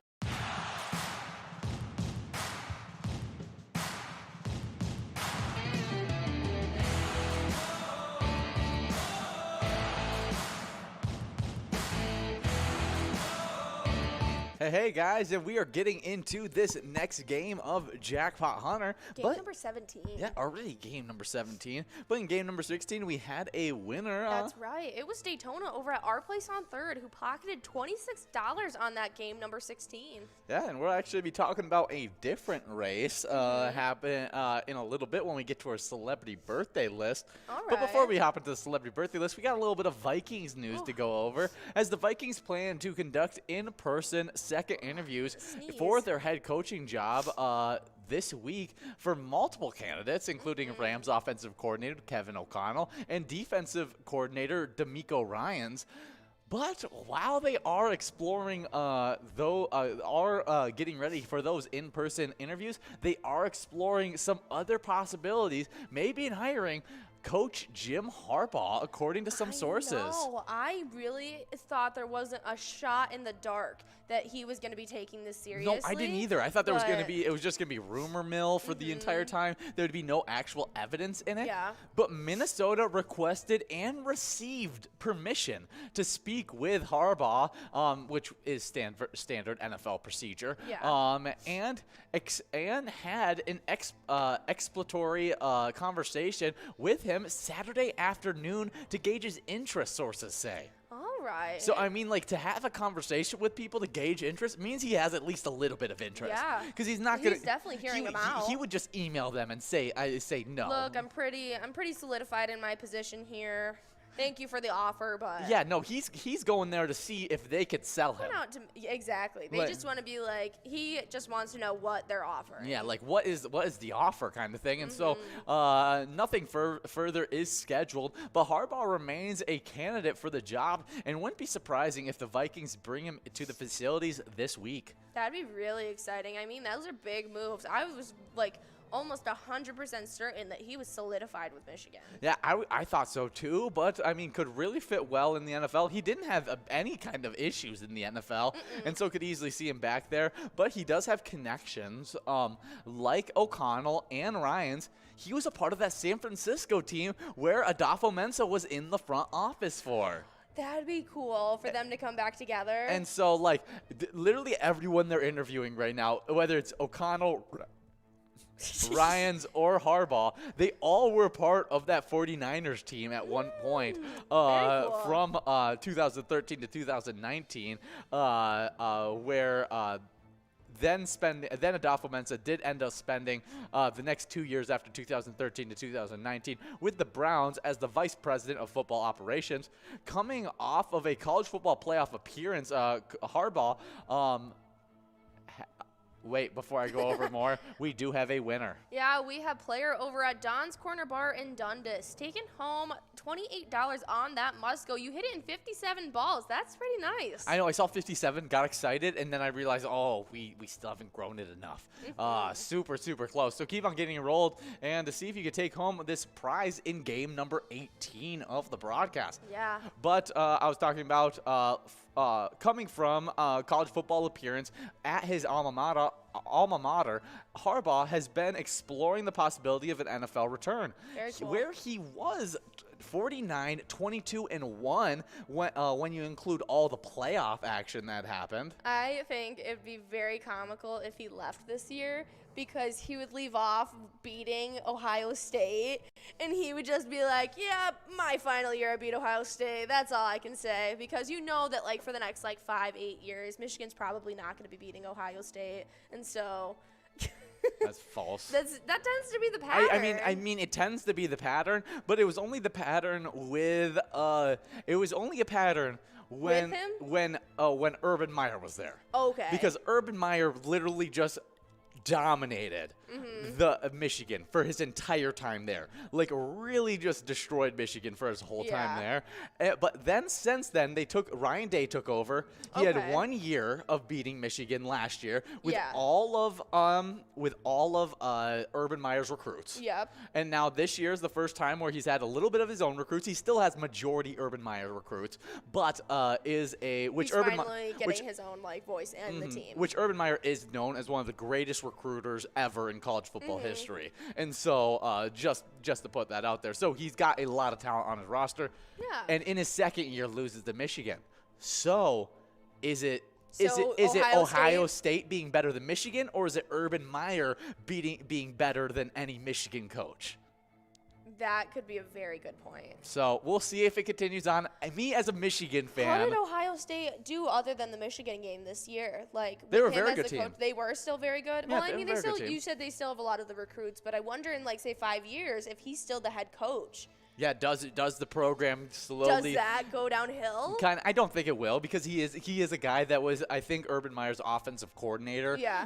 When Urban Meyer was there, so he's just taken Urban Meyer's system and kept it going within it. So they'll still be a very good team for many, many years. I was gonna say it's still Ohio State. It's still Ohio State. It's pretty easy to recruit at Ohio State, anyways. Yeah. And so I think they'll still be a very, very good team. But do they drop more to where the Michigan level is, like where they're 8-3 most years? 9-2 on good years. And not just like a dominating source. Yeah, not just winning every single Big Ten championship. That would make a lot of sense, but you guys know we are in the off season with all of this craziness happening with our team. So if you guys want to show some support and get ready for them to take the field next season, you guys can play a little bit of our Vikings Victory E-Tab. It's a ton of fun. We've teamed up with them for it. You can pick a letter and a skull bonus and win huge prizes. Definitely, but we got balls dropping in this game number 18 of the broadcast, and that miner has clicked over $100, and so that means in the next game, it's going to be clicking up to 56 balls or less if we don't give it out in 52 balls or less. But I see some big-time players out there like Bingo Boy, Yags370, TC Bear, all trying to take this one home. We'll see who can. But we do have some Jackpot Hunter standings that some of these players are going to be trying to get into. Starting off with our players, we start off with a tie in 10th. We have Keith over at Billy's Rockford and 2A Girl over at Jimmy J's Bar, both tied up with 16,000. 8th place, we jump right into another tie between Tanker as well as Matt. Tanker at Shady's Real Side and Matt at Shajink Boom Lounge, both with 18,000. 7th place, we have Brother Nat, who we saw out there playing, and I think he split a win. And he's playing over at CW's Bar and Grill, sitting with 19,000. 6th place, getting pushed back, it was Godness over at Mainline Bar and Grill with 20,000. And then in 5th place, jumping up, it was Bull over at Corner Bar Goodhue with 22,000. With 23,000, sitting in 4th place, just outside of that 25,000 point club, it's Elsa over at Titan Sports Saloon. But in 3rd, it's Not Lucky at Corner Bar Goodhue with 39,000. 2nd place is Bobo at Corner Bar Goodhue with 49,000. And our 1st place player is Kev over at the Deer Stand with 52,000. Yeah, really, really good stuff. And I'm trying to see if Brother Nat did get a win. I remember reading the name out, but just can't find it. The win out here. Brother Nat in game number 6 split it up with Rocket and Heath and Coffee. That makes sense why I couldn't find it, because it was just a huge split in that game number 6. But we are at 62 balls dropped on this one, so we moved on to a $27.80 must-go prize. We got a winner. Yeah, we have a few. We got Maj Otter as well as Emily, both splitting up that $27.80 must-go in this game number 18. Major Otter, good to have you here. And good job for both of you guys getting the win as we get enrolled, into game number 18. Game number 19 we're getting enrolled in. These are the winners of game number 18. I just wanted to stay. I know. It's going too quick. 4 more chances at these jackpots, and then you'll get another chance at that Lucky 4 bingo. Maybe we can give out yet another jackpot in there. Oh, yeah, but let's talk about these location side of the Jackpot Hunter standings. 10th place, we got Mainline Bar and Grill in Barnesville with 24,000 points. With 26,000 points in 9th place, we got Shajink Boom Lounge in Grand Meadow. 8th place, it's Titan Sports Saloon in Oakdale with 28,000 points. With 29,000 points in 6th place, we have a two-way tie between Country Lounge in St. Paul and Carboni's Pizza CR Billiards. 5th place, it's Duff's Tavern on Main in Vermilion with 32,000 points. Only 1,000 points behind this 3rd place tie. It's Concordia Lanes in New Ulm and the Deer Stand in Deerwood, both with 33,000 points. And also Concordia Lanes able to move up from 4th place into that 3rd place tie. If they weren't able to do so, Duff's Tavern on Main, we're gonna be passing them. In 2nd place, we got Sundance Golf Bank with Bull and Dayton. We saw them get wins today, and they already got 47,000 points and could easily get into the 50,000 point club tonight. But the number 1 location, they don't need to get into the 50,000 point club. They don't even need to get into the 100,000 point club. What they're working towards is the 150,000 point club, because it's Corner Bar and Goodhue with 120,000 points. Absolutely killing it. I mean, we have such big players over at Corner Bar Goodhue. They are a force to be reckoned with. That's for sure. I mean, the two of our top players that come to mind, Not Lucky and Bobo, both play there. Yeah, and now our 5th place player too. Wow, yeah. So now we have Bowl shooting up in the standings. 3 of our top 10 are those kind of 3 of our top 5. I mean, that's 80,000 points alone just from those 3 players. Wow, that's very, very helpful. Definitely some big-time stuff. But we do only have 30 seconds to get enrolled in this next game, and that miner is at 56 balls or less. So we'll see if we can give it out right here at 160 balls. I mean, $60. But we also are watching out for that $13,262 major jackpot that's sitting at 50 balls or less, which could also be won. We do have some celebrity birthdays to hop into, and I think you got the first one. All right. Born in 1865 is Henry Desgrange. He was a French cyclist and journalist. He was the founder of the Tour de France. I mean, huge. When you massive. find the Tour de France, like you Wow. you get down in history because that is one of the biggest not just cycling events, one of the Yeah. biggest sporting events in the entire world. He also set 12 world record track cycling records, including in an hour he was able to cycle over 25 kilometers. Wow. Wow. That is really, really impressive. How much is 25 kilometers in miles? Just so we can get a better representation of it. 15 and a half miles in an hour. In 1 hour. That's flying, and When that's I'm like cooking- that's a no gear bike. And that's, oh my gosh. When I am at the gym and I'm like cooking it on a cycling machine, I can maybe crank out like 8. In an hour? Maybe. Yeah, it's tough. It's tough. Yeah. 15 and a half? Oh my gosh, that is amazing. Impressive stuff. Happy birthday. In 1893, he set that record. Wow. super. I mean, just at the time was the best cyclist in the world. I mean, He was by 28 far. years old. When doing that? Yeah. Really, really impressive. I mean, that's the peak of your athletic career, so that would make sense why he was that old. That but is so cool. absolutely crazy. 12 world records.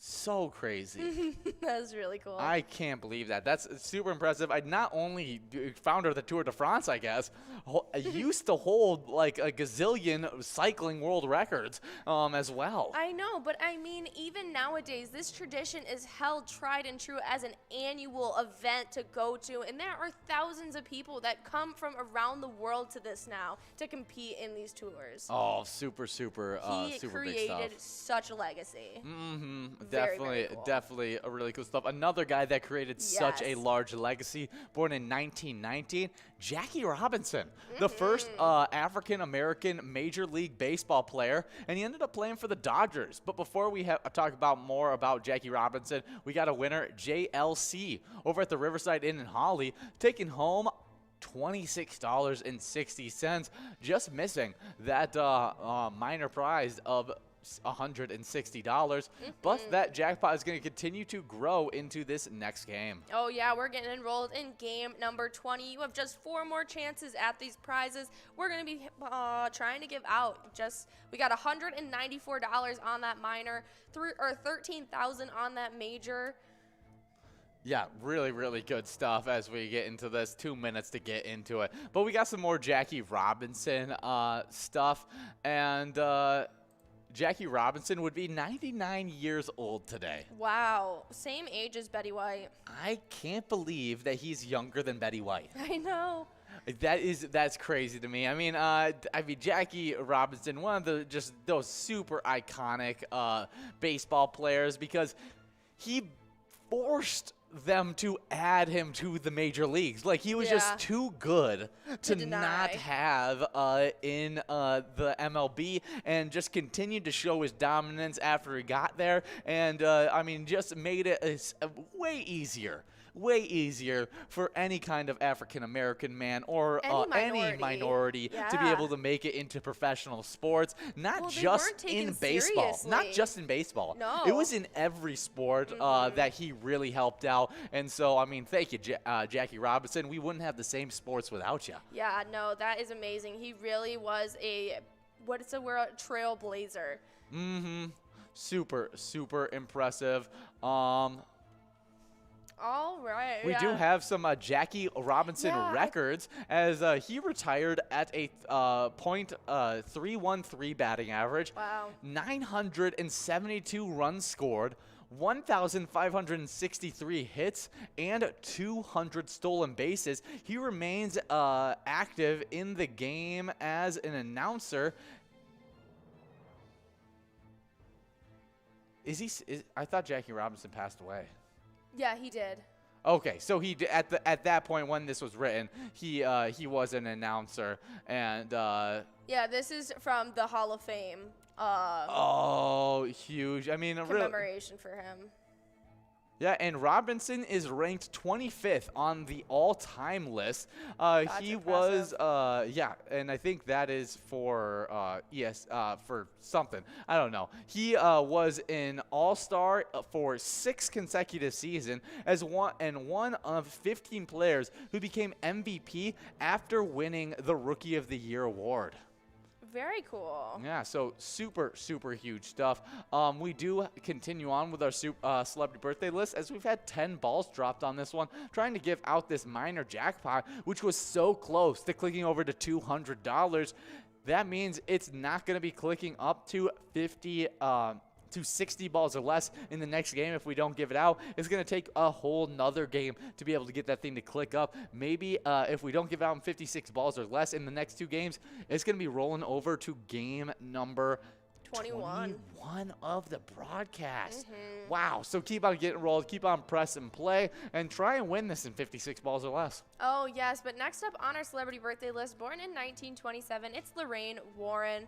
And she is an American paranormal investigator, known most for probably the Amityville hauntings, as well as all of the movie series that have come out based on her and her husband's life. So, yeah, Lorraine Warren and her husband, Ed, definitely had a complicated life. I actually know quite a bit about them. They truly keep all of the mementos and cursed objects that they take from their hauntings that they go and help with. They have an entire encasement and museum in their home to keep these cursed objects safe from the public, and they have the house blessed repeatedly by priests monthly to make sure that nothing escapes. Yeah, so if you guys have watched any of these horror movies are based off of what is supposed real life for this woman. The Conjuring, The Nun, The Conjuring 2, the original Conjuring, Annabelle Comes Home, The Haunting in Connecticut, as well as The Exorcist.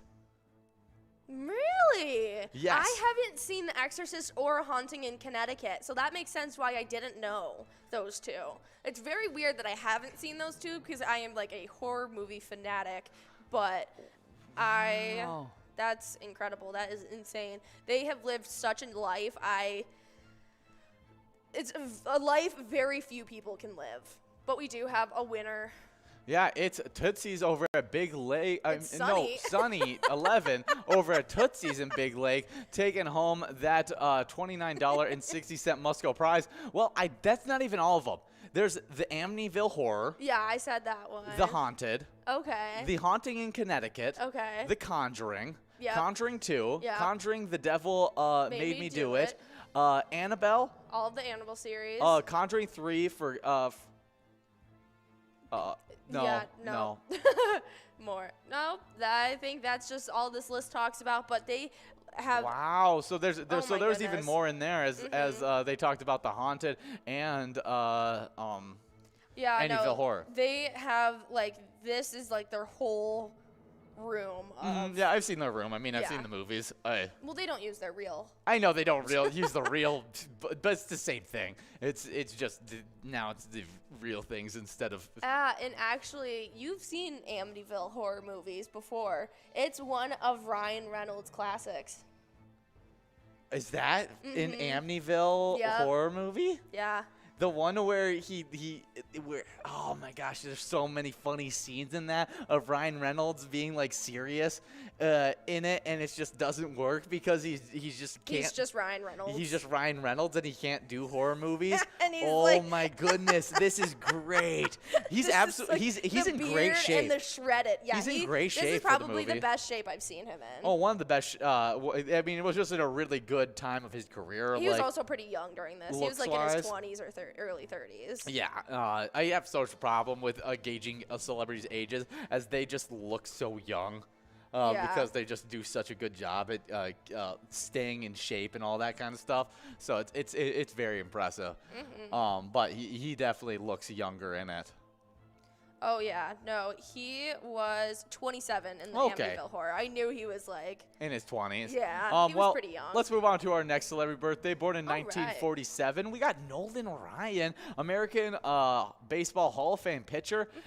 Has he's the MLB no-hit leader, which I do even know what a no hitter is. No. It's where you pitch an entire game without a single batter getting a hit off of you. Okay. And he was able to do it 7 times in the top of professional sports. That's insane. That is incredible. He also was the strikeout leader with 5,714 strikeouts. That's insane. Super, super impressive stuff. I know he's one of Will's favorite baseball players to ever step on the mound, and was just super talented for the New York Mets, California Angels, Houston Astros, and the Texas Rangers. Very cool. He's 75 years old today. Wow, happy birthday, Nolan Ryan. Birthday. Very, very cool. I feel like we did this list very nicely the way that you took certain people and I took certain people, because next up, I feel I think it's like better the way we did it, like how I talked about Lorraine Warren, and I'll talk about this person in pop culture. Born in 1981, it's Justin Timberlake, the American singer-songwriter known for Can't Stop the Feelin', Sexy Back, and he's also known for his acting work in Friends with Benefits. I don't know if he's done other things. I think he's done other things, especially he did a lot with SNL, being an actor on SNL. That's true. He was very funny on SNL. And so I very much love him, and I don't really think of him as like In Time. Yeah, there's quite a few things that he's acted in, especially being a voice actor. He's done a lot of voice acting that I've seen. I was gonna say he's in Shrek. Mm-hmm. Who's he in Shrek? Click on it. See if you can figure that out. It may just be the music in Shrek that he's on, but I wouldn't be surprised. There it is. Oh, he's Arthur. He's Arthur. That's great. John Krasinski was Lancelot. Oh, I didn't even realize. That's awesome. That's awesome funny. that John Krasinski was Lancelot. Okay. Yeah, I didn't even know that. Well, I think of Justin Timberlake even less of there's a lot of singer-songwriters that do both. Yeah. But I don't think of him necessarily as a singer-songwriter. I think of him as an entertainer. Yeah. And he just does a really good job when he sings. He does a really good job when he acts, when he voice acts for things. And he just is a very entertaining guy that people like to watch. Yeah, no, his whole presence, I think, is very funny and very, he seems like a very, bubbly, happy person. Yeah, he's the kind of guy that I would like to hang out with. We got Jamar over at Main Gate Bar and Grill in Green Prairie, taking home that $35.20 must-go prize. And that minor in game number 21 is going to be clicking up to 60 balls or less. And that's what we're getting enrolled to. So make sure you guys are getting enrolled, press and play, as we have a good shot at giving out in this game number 21. I mean, game number 22. Game number 22. It's the final of our last 2 games. And so we got one more celebrity birthday I got to go over before we keep on talking. You got some more about to talk? No, I just wanted to look up his wife really quickly because he's married to Jessica Biel, which I find as such an unlikely pair just because I grew up having them be very different people and different things. I don't know who Jessica Biel is. Jessica Biel is the woman from I Now Pronounce You Chuck and Larry. Oh. Yes. Wow, that's awesome. I love that couple. Right? That seems like that's right. Really? Because I thought that she was older than him when I was younger. Oh, and so really? Because she was younger when she became a part of regular and I also thought that Justin TV. Timberlake was super young. He looked very young for a long time. Yes. He's really aged in the last few years or last 7 years. He's really started to become more of that man look. Yeah. But especially up until his late 20s, he looked like he could be fresh out of high school. Exactly. He looked the exact same in 2013 as he did in 2018. He did not, especially when he had the shaved head. Oh, it helped him out a lot. But we gotta move on from Yes. Justin Timberlake as we don't really have that much time left. Born in 1984, we got Vernon Davis, an American football tight end, and it's just one of the biggest athletic freaks to ever step foot in the NFL. He's 6'3", 250 pounds, and ran a 4.38 40-yard dash. How? I don't know how. If I could give you the answer, I would be somewhere else in life. I would be training NFL players if I had the answer how you can run a 4.38 at 250 pounds. It doesn't. 6'3"? Doesn't make sense. It doesn't make sense. Doesn't make sense. He also, you would really like this guy's story, as he went through a really hard time first transitioning into the NFL. Okay. Just came in with a chip chip on his shoulder that was just a little too big and couldn't take criticism that well. Okay. Really got at it with his coaches and really had a trouble finding his place within the NFL, but then ended up really coming together with himself, figuring it all out, and becoming one of the best locker room guys in the NFL that you want. He's like one of those guys that you call on to be like, hey, I want you to affect our culture in it, and actually used art as a huge way to be able to help with his mental health issues, especially on what art, Change Your Heart with Art Day. And so he had a change of heart because of his art and became really, really good, and even opened up his own art studio post-retirement. I love that. Yeah. Oh, look at his smile. He's got a nice smile. Yeah, no, very handsome man.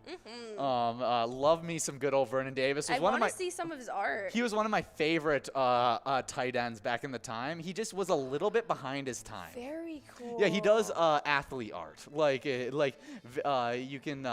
Yeah, he did a self-portrait of like a Renaissance era version of himself. Very cool. He does a lot of African-American based art, which is very, very cool. Yeah, no, just a very, very interesting guy that you just wouldn't even get to know. That's really cool. He has one of kind of like an abstract tiger.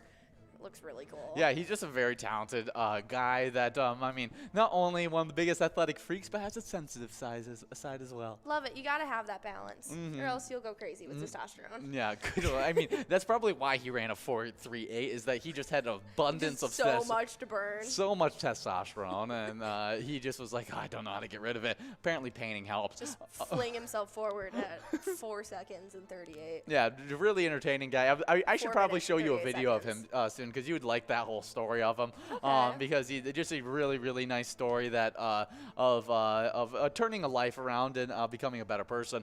But we have our Timberwolves news that we got to head into, and they're now 25-25 on the season. It seems like every time we check in, they're 500, and so that's good, I would say. And Karl-Anthony Towns had a really nice night as he had 31 points, 11 rebounds, 10 assists, with Jaden McDaniels adding in a season high of 22 points off the bench. The Timberwolves routed the shorthanded Utah Jazz 126-106 on Sunday night. That's right, but we got Bon Bon over at Tavern on Avenue, St. Paul, taking home $48.60 on that Musco, just 3 balls away from taking home that minor. Hopefully we can give it out in our final game of Jackpot Hunter, so get enrolled in game number 23. Yes, it's going to be at 64 balls or less in this game, and this is our last shot at this jackpot. So make sure you guys continue to get enrolled. Press play. It's going to be a huge jackpot. It's probably going to be close to $500 once that Musco and minor jackpots added into it. And so keep on getting enrolled. Press and play. Yes. It's our last chance at this before we head into till you have to wait all the way for Tuesday's Jackpot Hunter. Right? And so we don't want to wait for that. Get it out right here, right now. But we were talking about our Timberwolves. Yeah, and Towns was on fire in the third quarter, scoring 16 straight points as the Wolves pushed their 4-point halftime lead to 17 entering the fourth quarter. McDaniels' 22 points came at a perfect 9 of 9 shooting, including 3 of 3 from deep. I mean, really, really nice stuff for Jaden McDaniels. I mean, we know he can get hot from 3, but I mean, getting 100% shooting, did not expect that happen, and definitely helped out this team be just efficient, effective, and that's what we're looking for out of McDaniels and the other role players on this team. Yeah. The Utah didn't have much answers for Towns as the big man picked up his 10th assist late in the fourth quarter on a corner 3 by Jordan McLaughlin. It was his second career triple-double of his career. Nice. That's really cool. And they're also going to be taking on the Nuggets tomorrow night at 7 o'clock for you guys. Yeah, should be some really good stuff. I mean, he dominated in the post last game. He's going to be taking on a little bit better post player, Nikola Jokic, against the Nuggets tomorrow. And so we'll see if he can continue on his dominance. I talked about this with Will, but Nikola Jokic, who is a massive man, and since we're just talking about races and it's a really bad way of doing it, but that's how you do it. Yeah, it's with a J. Yeah, I was like, how do I spell Jokic? I couldn't figure it out.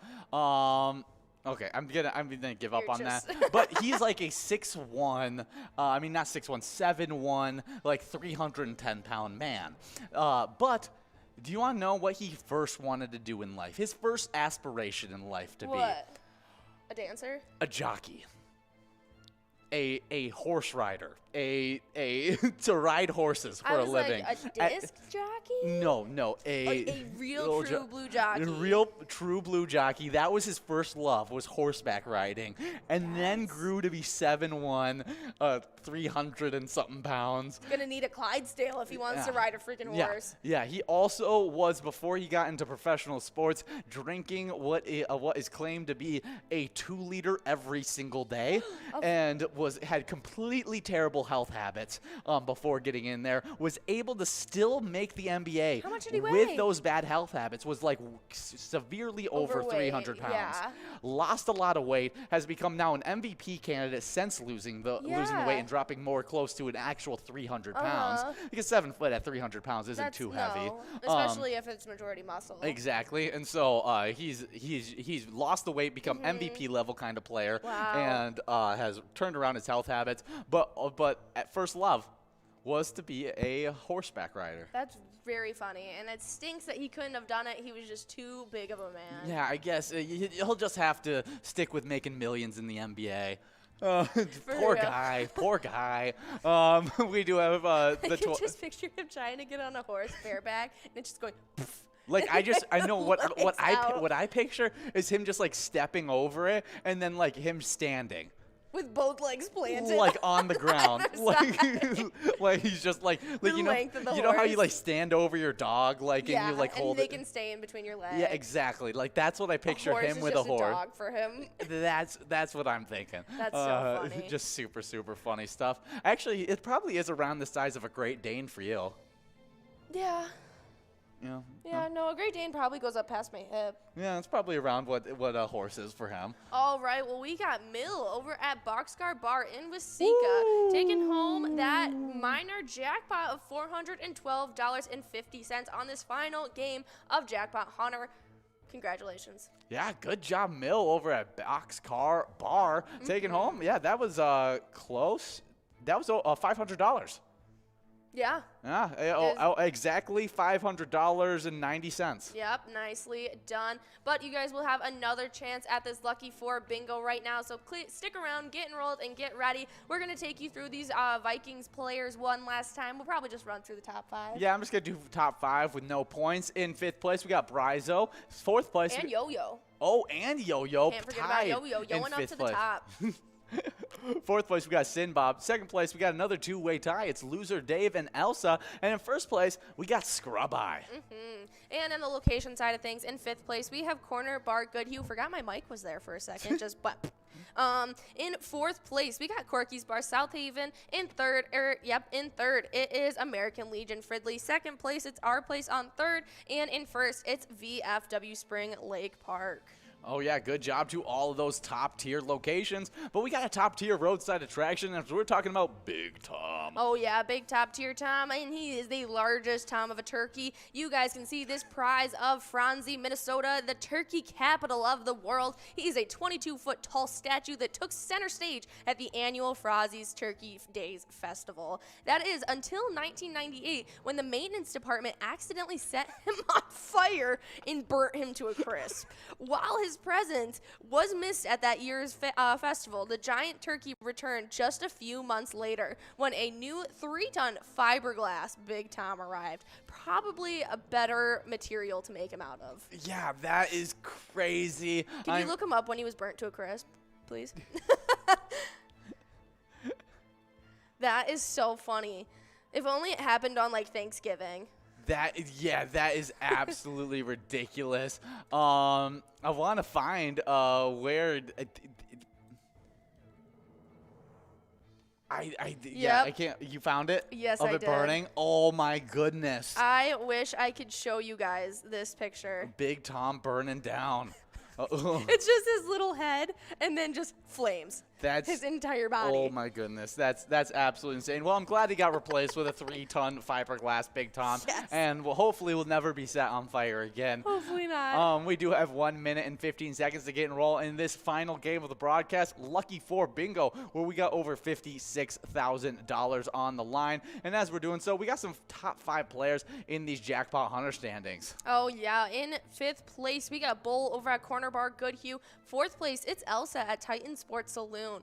3rd place, Not Lucky at Corner Bar Goodhue, also at Corner Bar Goodhue. In 2nd place, we have Bobo. And our number 1 player is Kev over at the Deer Stand. Oh, yeah. 5th place, Duff's Tavern on Main and Vermilion. 3rd place, two-way tie between Concordia Lanes and New Ulm and Deer Stand and Deerwood. 2nd place, Sundance Golf Banquet Bull and Dayton. And in 1st place, we got Corner Bar in Goodhue. But we do have a charity spotlight to go over since we are in the final game. And this one is American Legion Post 164 Stewartville. Their mission is to honor the dead by helping the living through veteran service, community service, national security, and strong national defense.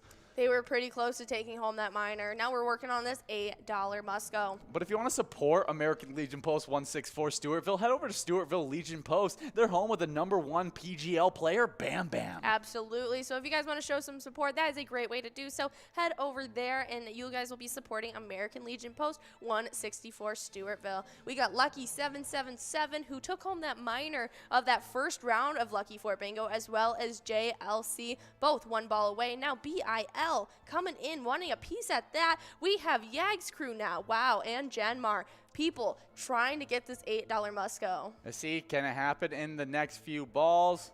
This is ridiculous. Yeah. We have like our whole standings back up here. Yeah, we'll see it. We'll see who can win it. I mean, it's a lot of players with just one lucky ball to win I think this is the longest game of Lucky 4 I've sat through. Yeah, there's some really long games I've Is sat there? through. This is not the longest game I've sat through. I've sat through like a good 5 to 8 minute game of just like me sitting here.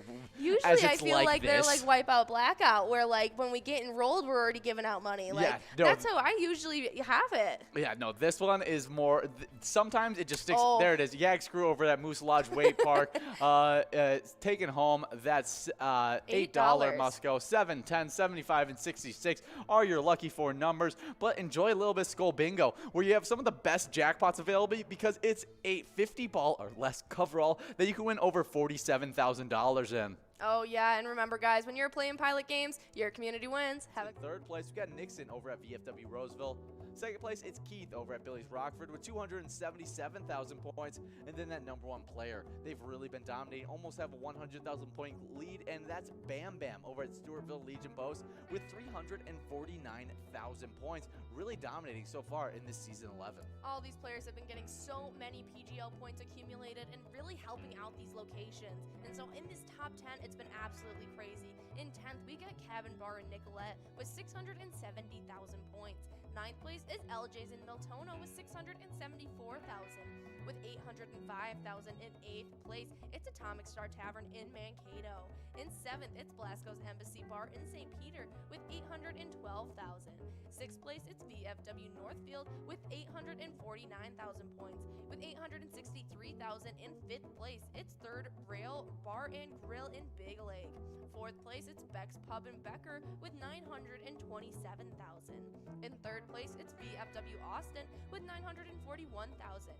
With 980,000 points in 2nd place, it's American Legion Cleveland, and our #1 location right now is Neeson's Gaylord, our first official location in the 1 million point club with 1,112,000 points. Yeah, good job to all of those locations, doing really, really good stuff, accumulating a lot of points. But make sure, if you're playing at one of those top locations, you're coming out on both nights, MegaSota Game Night and Wild Wednesday, to earn a lot of PGL points, plus a lot of cash.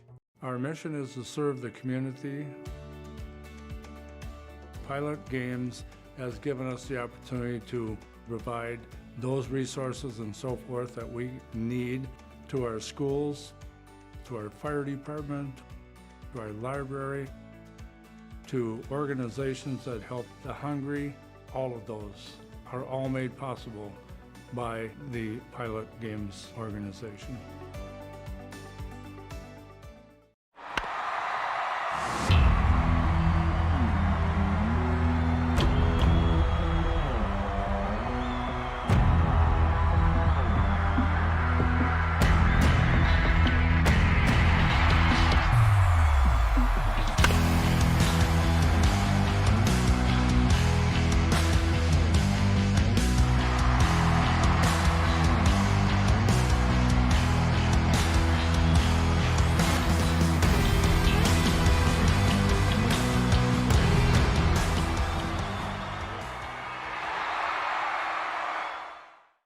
guys, and we've been giving out a boatload of jackpots in our Jackpot Hunter $1 edition due to those brand new rules where that miner clicks up so quickly, but it also means a lot of Jackpot Hunter points are going out to these players who have earned so many points already in the Season 11. Oh yeah, it's been super crazy, but we love those new rules. It's been really helping out our players because in 10th, we got Bull over at the Corner Bar Goodhue with 12,000, tied up with 2A Girl over at Jimmy J's Bar. But in 9th, we got Brother Nat over at CW's Bar and Grill with 15,000. In 8th place, we got Keith over at Billy's Rockford with 16,000. In 6th place, we have a crazy tie between Tanker at Shady's Real Side and Matt at Shajang Boom Lounge, both with 18,000. With 19,000, it's got our Godness over at Mainline Bar and Grill in 5th place. In 4th, it's Elsa at Titan Sports Saloon with 21,000. In 3rd place, it's Not Lucky over at the Corner Bar Goodhue with 36,000 points. With 44,000 points in 2nd, it's Bobo at Corner Bar Goodhue. But our number 1 player right now, absolutely killing it, is Kev over at the Deer Stand with 48,000 points. Yeah, really good play by Kev, but I mean, some of those players really closing up on him, and we'll see if there's any shakeups to come in this next week of Jackpot Hunter. But the location standings in 9th place, we have a two-way tie to get us started off. It's Country Lounge in St. Paul and Mainline Bar and Grill in Barnesville, both with 23,000 points. With 26,000 points, we head into another two-way tie. It's Titan Sports Saloon in Oakdale and Shajang Boom Lounge in Grand Meadow.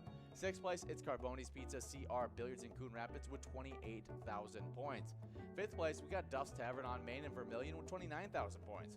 With 30,000 points in 4th place, we got Concordia Lanes New Ulm. With 32,000 points in 3rd place, we got the Deer Stand in Deerwood, home of big-time player Kev. In 2nd place, we got Sundance Golf Banquet Bowl in Dayton with 43,000 points. But then that number 1 location, I mean, home of the number 2 player Bobo and home of the number 3 player Not Lucky, and that's Corner Bar Goodhue with 102,000 points already in this season. Oh yeah, make sure you guys are coming out from 4 to 6 each and every day to play a little bit of that $1 Jackpot Hunter.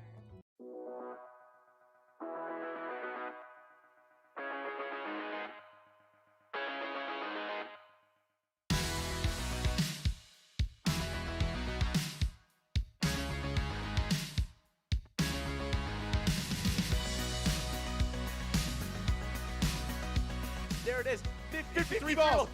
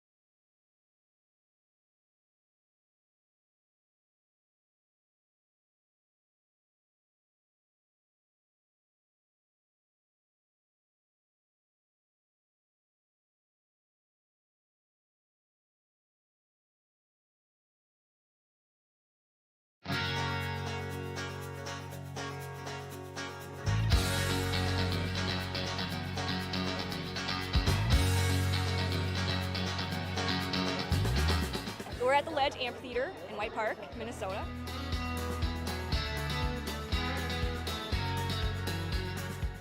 I saw the Blues Brothers 2 years ago with these guys. Blues Brothers 2 years ago was a lot of fun. Prior to that, it was the Beach Boys, and with John Stamos, it was awesome.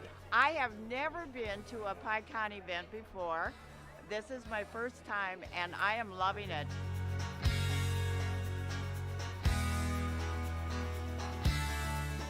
Yeah, this is incredible. We pulled in, parked, got some free beers, amazing free food. Famous days!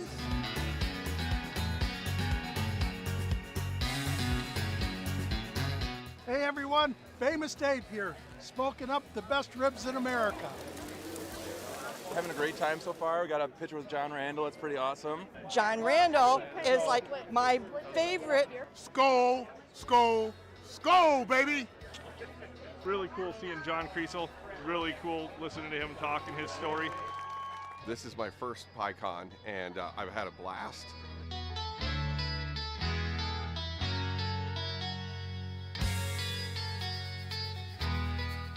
Willie is my favorite. I'm excited for Willie Nelson. I grew up listening to Willie Nelson my whole life. Willie Nelson. Willie Nelson.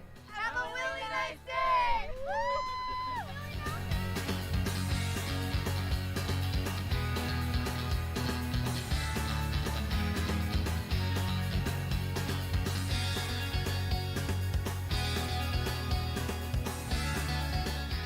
The entertainment, the people watching. Cocktails, t-shirts. Drink and eat and be with everybody. Fabulous experience. Either way, I don't know why you would miss this. That's all I gotta say. He said we're making sure to come every year. Get your butt here, man. Get your butt here.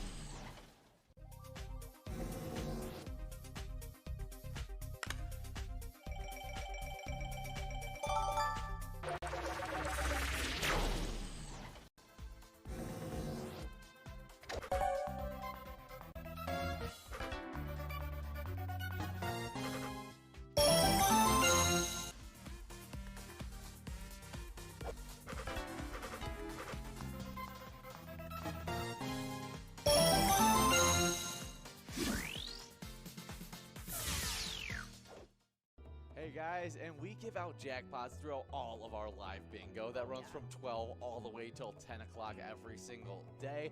But it's only the jackpots that are over $600 that we like to count up. And so we've given out 9 jackpots over the rolling week. 40 jackpots for season 11. Love to see it, and we gave out just 2 this past weekend, starting off with Winnie over at Winners in Sartell, a very fitting name, taking home $1,031. Yeah, we also had Single over at Duff's Tavern on Main on that Saturday, take home $1,329. Nicely done. Make sure you guys are coming out for all of our live bingo to try and get some jackpots yourself. Definitely. Hey guys, and we love our Vikings bingo, some of our best bingo that we have available, but those players that are winning during our Vikings bingo are all getting points towards our Twiking zone. That Vikings bingo, it runs from 12 all the way to 1 o'clock. Oh yeah, and starting off with these players in 10th, we have Doggo 11 over at the Polar Lounge with 28,000. 7th place, we jump right into a tie between Loser Dave over at VFW Spring Lake Park, Broadway at Broadway Pizza Blaine, and Pooba over at Brian's Bar and Grill. All 3 of them now sit with 32,000. In 6th place, we got Yo-Yo over at Halfley's with 33,000. 5th place, it's Brizo at the Atomic Star Tavern with 35,000. With 37,000 sitting in 4th, it's Elsa over at Titan Sports Saloon. In 3rd, we've got Steve over at Our Place on 3rd with 40,000. 2nd place, it's Simbob over at Corky's Bar South Haven with 41,000. And our number 1 player right now is Scrub Eye at VFW Blaine with 53,000 points. Wow, that is some top tier play and some tight races that have happened so far in this season 11, and I can't wait to see where this January shakes up for season 11. But our location standings in 10th place, we got Broadway Pizza in Blaine with 34,000 points. With 37,000 points, we actually have a 2-way tie between Main Street Pub in Kimball and Titan Sports Saloon in Oakdale. 7th place, it's VFW Blaine with 38,000 points. With 44,000 points in 6th place, we got Corner Bar in Goodhue.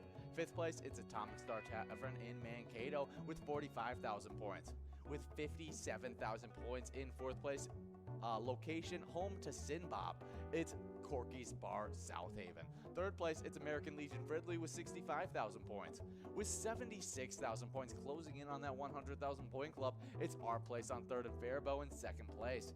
But then that number 1 location really dominating so far in this Vikings bingo, it's VFW Spring Lake Park with 138,000 points. Yeah, they've definitely been accumulating those points, especially when they have such big players playing at that location. So make sure you guys are coming out from 12 to 1 each and every day for some Vikings bingo.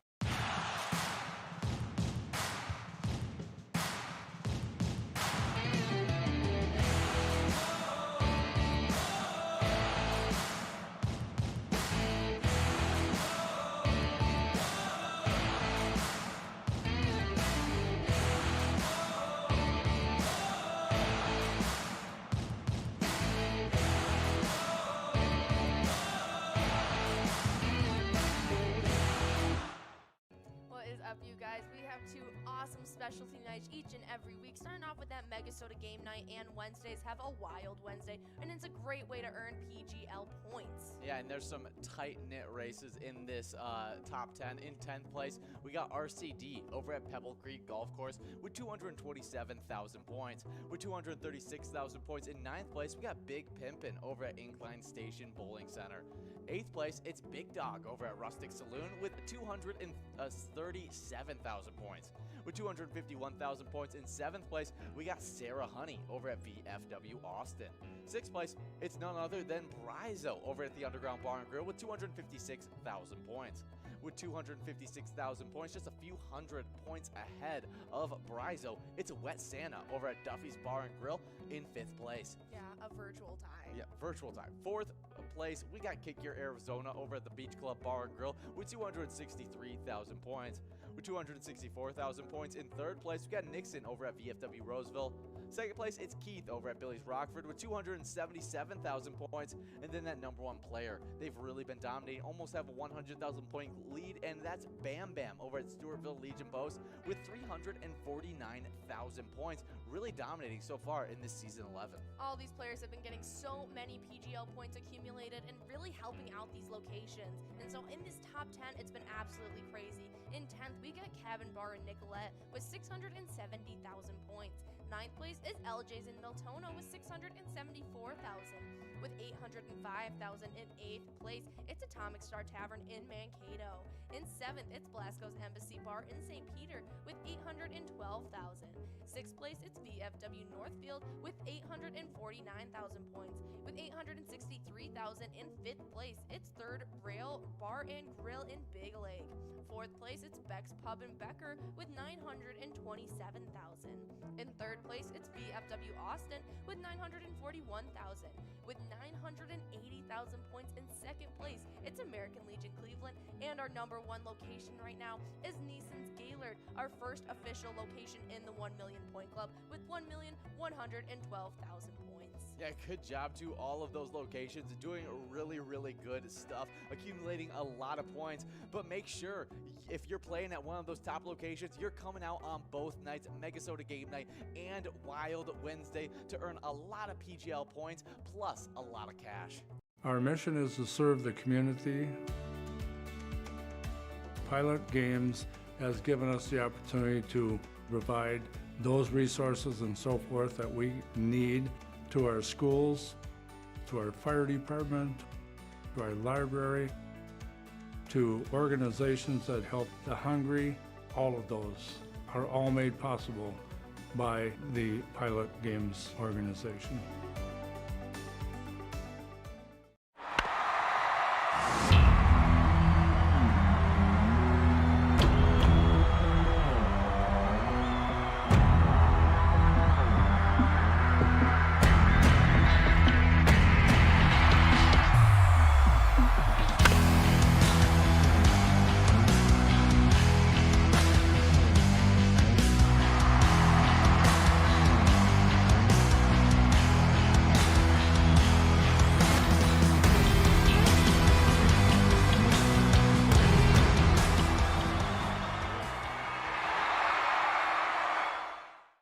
Guys, and we've been giving out a boatload of jackpots in our Jackpot Hunter $1 edition due to those brand new rules where that miner clicks up so quickly, but it also means a lot of Jackpot Hunter points are going out to these players who have earned so many points already in the season 11. Oh yeah, it's been super crazy, but we love those new rules. It's been really helping out our players, because in 10th we got Bull over at the Corner Bar Goodhue with 12,000, tied up with 2A Girl over at Jimmy J's Bar. But in 9th, we got Brother Nat over at CW's Bar and Grill with 15,000. In 8th place, we got Keith over at Billy's Rockford with 16,000. In 6th place, we have a crazy tie between Tanker at Shady's Real Side and Matt at Shajang Boom Lounge, both with 18,000. With 19,000, it's got our Godness over at Mainline Bar and Grill in 5th place. In 4th, it's Elsa at Titan Sports Saloon with 21,000. In 3rd place, it's Not Lucky over at the Corner Bar Goodhue with 36,000 points. With 44,000 points in 2nd, it's Bobo at Corner Bar Goodhue. But our number 1 player right now, absolutely killing it, is Kev over at the Deer Stand with 48,000 points. Yeah, really good play by Kev. But I mean, some of those players really closing up on him, and we'll see if there's any shakeups to come in this next week of Jackpot Hunter. But the location standings in 9th place, we have a two-way tie to get us started off. It's Country Lounge in St. Paul and Mainline Bar and Grill in Barnesville, both with 23,000 points. With 26,000 points, we head into another two-way tie. It's Titan Sports Saloon in Oakdale and Shajang Boom Lounge in Grand Meadow. 6th place, it's Carboni's Pizza CR Billiards in Coon Rapids with 28,000 points. 5th place, we got Duff's Tavern on Main and Vermilion with 29,000 points. With 30,000 points in 4th place, we got Concordia Lanes New Ulm. With 32,000 points in 3rd place, we got the Deer Stand in Deerwood, home of big-time player Kev. In 2nd place, we got Sundance Golf Banquet Bowl in Dayton with 43,000 points.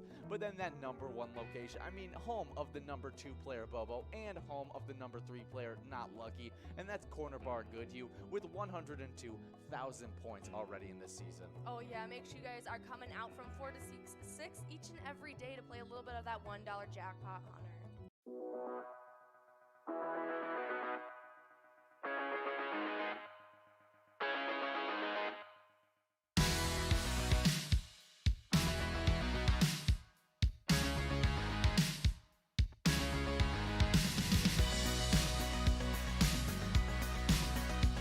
There it is. 53 balls. balls.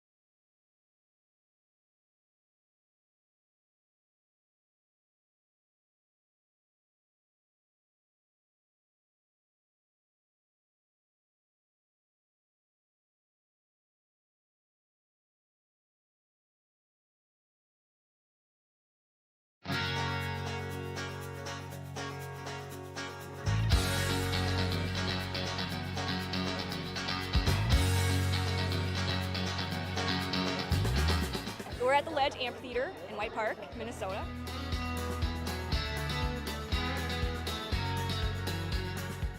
I saw the Blues Brothers 2 years ago with these guys. Blues Brothers 2 years ago was a lot of fun. Prior to that, it was the Beach Boys, and with John Stamos, it was awesome. I have never been to a PyCon event before. This is my first time, and I am loving it.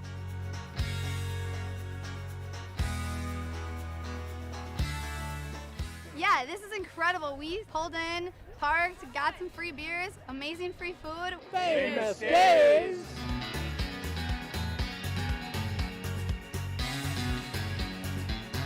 Hey everyone, Famous Dave here, smoking up the best ribs in America. Having a great time so far. We got a picture with John Randall. It's pretty awesome. John Randall is like my favorite. Skull, skull, skull, baby. Really cool seeing John Creasel. Really cool listening to him talking his story. This is my first PyCon, and I've had a blast.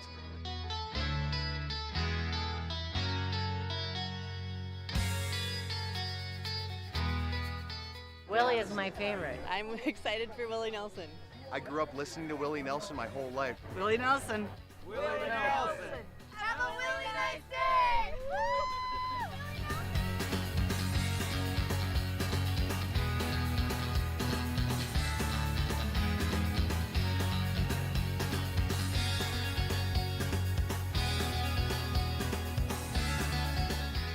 The entertainment, the people watching. Cocktails, t-shirts.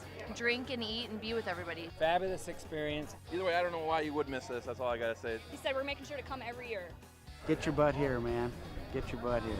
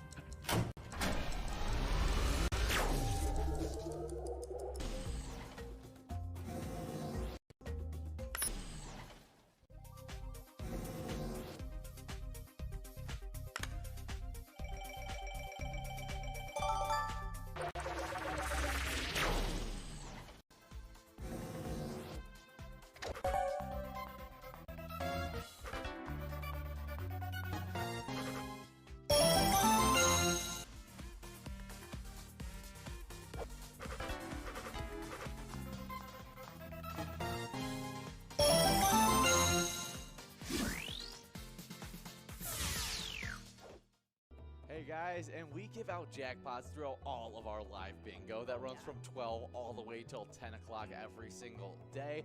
But it's only the jackpots that are over $600 that we like to count up. And so we've given out 9 jackpots over the rolling week.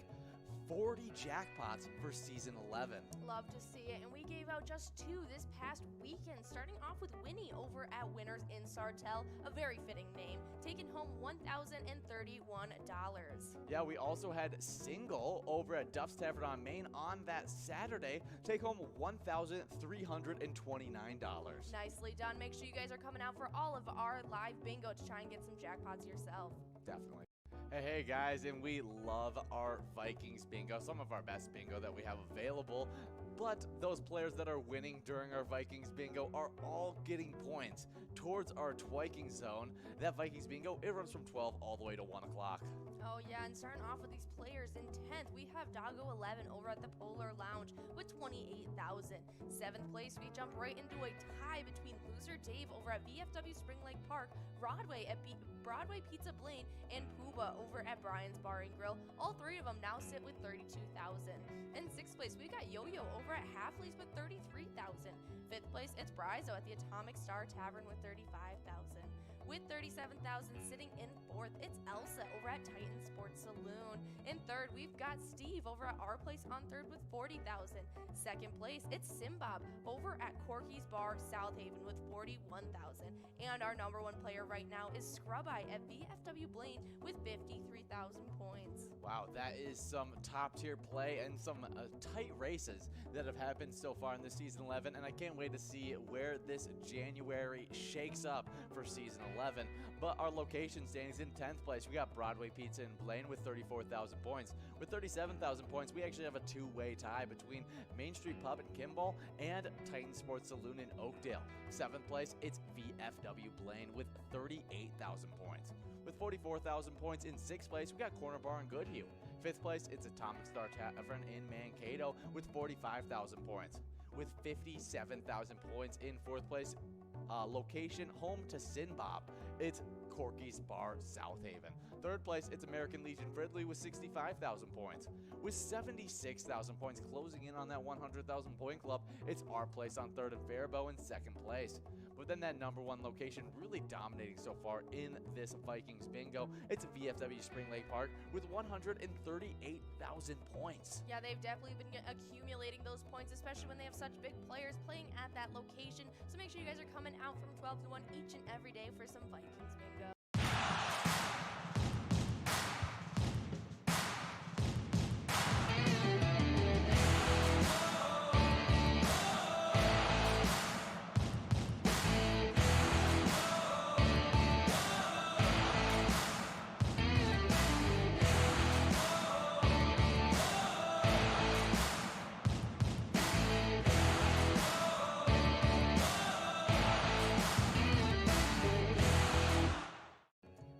You guys, we have 2 awesome specialty nights each and every week, starting off with that MegaSota game night, and Wednesdays have a Wild Wednesday, and it's a great way to earn PGL points. Yeah, and there's some tight-knit races in this top 10. In 10th place, we got RCD over at Pebble Creek Golf Course with 227,000 points. With 236,000 points in 9th place, we got Big Pimpin' over at Incline Station Bowling Center. 8th place, it's Big Dog over at Rustic Saloon with 237,000 points. With 251,000 points in 7th place, we got Sarah Honey over at VFW Austin. 6th place, it's none other than Brizo over at the Underground Bar and Grill with 256,000 points. With 256,000 points, just a few hundred points ahead of Brizo, it's Wet Santa over at Duffy's Bar and Grill in 5th place. Yeah, a virtual tie. Yeah, virtual tie. 4th place, we got Kick Your Arizona over at the Beach Club Bar and Grill with 263,000 points. With 264,000 points in 3rd place, we got Nixon over at VFW Roseville. 2nd place, it's Keith over at Billy's Rockford with 277,000 points. And then that number 1 player, they've really been dominating, almost have a 100,000 point lead, and that's Bam Bam over at Stewartville Legion Post with 349,000 points, really dominating so far in this season 11. All these players have been getting so many PGL points accumulated and really helping out these locations. And so in this top 10, it's been absolutely crazy. In 10th, we got Cabin Bar in Nicolette with 670,000 points. 9th place is LJ's in Miltono with 674,000. With 805,000 in 8th place, it's Atomic Star Tavern in Mankato. In 7th, it's Blasco's Embassy Bar in St. Peter with 812,000. 6th place, it's VFW Northfield with 849,000 points. With 863,000 in 5th place, it's Third Rail Bar and Grill in Big Lake. 4th place, it's Beck's Pub in Becker with 927,000. In 3rd place, it's VFW Austin with 941,000. With 980,000 points in 2nd place, it's American Legion Cleveland, and our number 1 location right now is Neeson's Gaylord, our first official location in the 1 Million Point Club with 1,112,000 points. Yeah, good job to all of those locations, doing really, really good stuff, accumulating a lot of points. But make sure, if you're playing at one of those top locations, you're coming out on both nights, MegaSota Game Night and Wild Wednesday, to earn a lot of PGL points, plus a lot of cash. Our mission is to serve the community. Pilot Games has given us the opportunity to provide those resources and so forth that we need to our schools, to our fire department, to our library, to organizations that help the hungry. All of those are all made possible by the Pilot Games organization.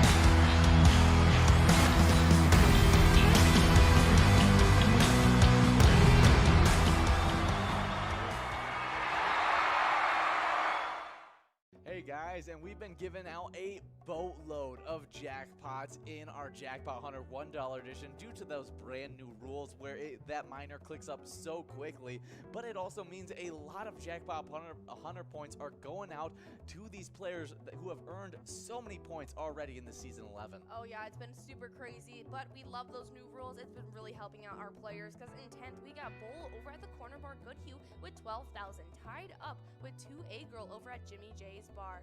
But in 9th, we got Brother Nat over at CW's Bar and Grill with 15,000. In 8th place, we got Keith over at Billy's Rockford with 16,000. In 6th place, we have a crazy tie between Tanker at Shady's Railside and Matt at Shajang Boom Lounge, both with 18,000.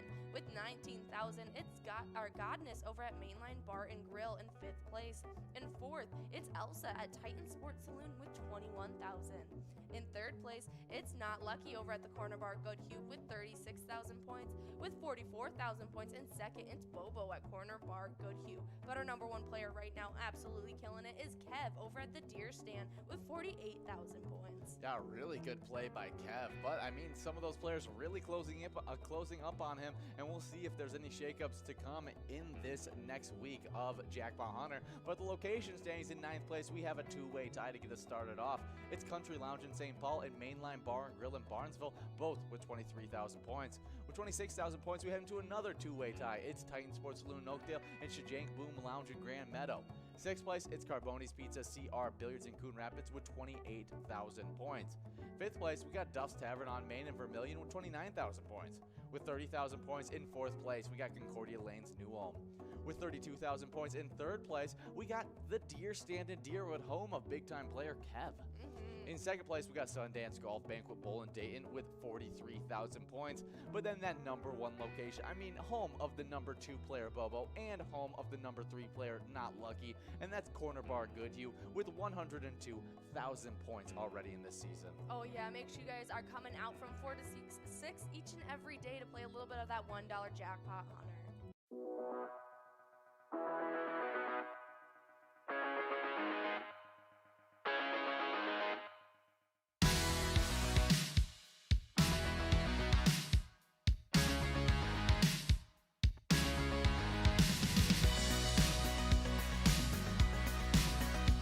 There it is, 53 balls.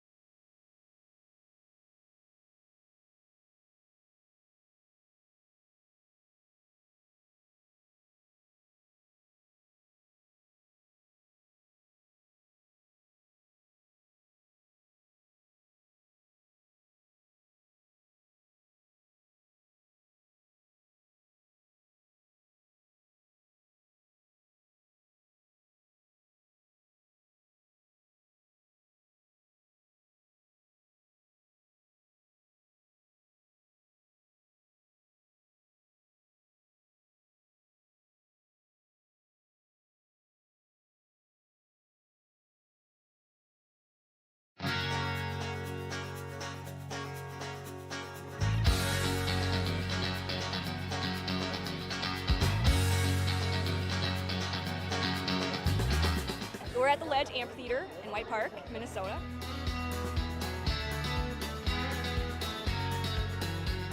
I saw the Blues Brothers 2 years ago with these guys. Blues Brothers 2 years ago was a lot of fun. Prior to that, it was the Beach Boys, and with John Stamos, it was awesome. I have never been to a PyCon event before. This is my first time, and I am loving it.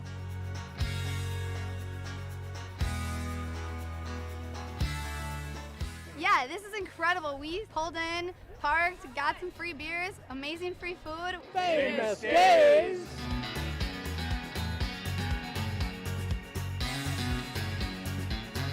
Hey everyone, Famous Dave here, smoking up the best ribs in America. Having a great time so far. We got a picture with John Randall. It's pretty awesome. John Randall is like my favorite. Skol, skol, skol, baby! Really cool seeing John Creasel. Really cool listening to him talk and his story. This is my first PyCon, and I've had a blast.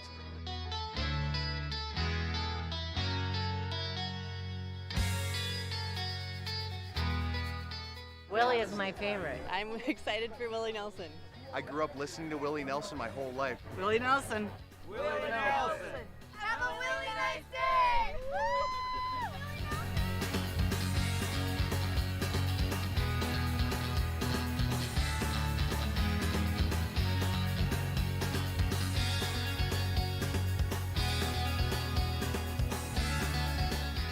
The entertainment, the people watching. Cocktails, t-shirts.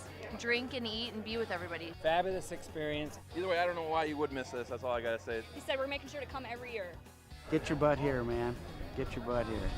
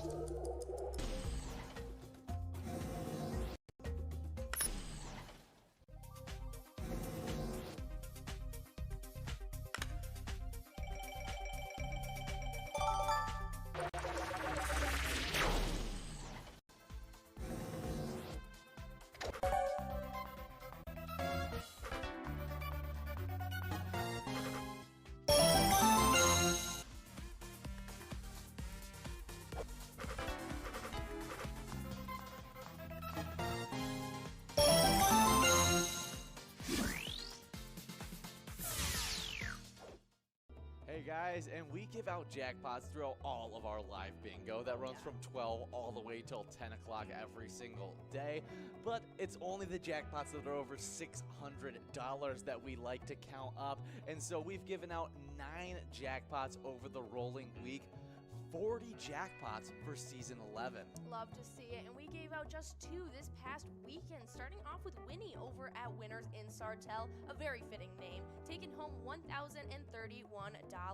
Yeah, we also had Single over at Duff's Tavern on Main on that Saturday, take home $1,329. Nicely done. Make sure you guys are coming out for all of our live bingo to try and get some jackpots yourself. Definitely. Hey guys, and we love our Vikings bingo, some of our best bingo that we have available, but those players that are winning during our Vikings bingo are all getting points towards our twiking zone. That Vikings bingo, it runs from 12 all the way to 1 o'clock. Oh yeah, and starting off with these players in 10th, we have Doggo 11 over at the Polar Lounge with 28,000. 7th place, we jump right into a tie between Loser Dave over at VFW Spring Lake Park, Broadway at Broadway Pizza Blaine, and Pooba over at Brian's Bar and Grill. All 3 of them now sit with 32,000. In 6th place, we got Yo-Yo over at Halfley's with 33,000. 5th place, it's Brizo at the Atomic Star Tavern with 35,000. With 37,000 sitting in 4th, it's Elsa over at Titan Sports Saloon. In 3rd, we've got Steve over at Our Place on 3rd with 40,000. 2nd place, it's Simbob over at Corky's Bar South Haven with 41,000. And our number 1 player right now is Scrub-Eye at VFW Blaine with 53,000 points. Wow, that is some top tier play and some tight races that have happened so far in this season 11, and I can't wait to see where this January shakes up for season 11.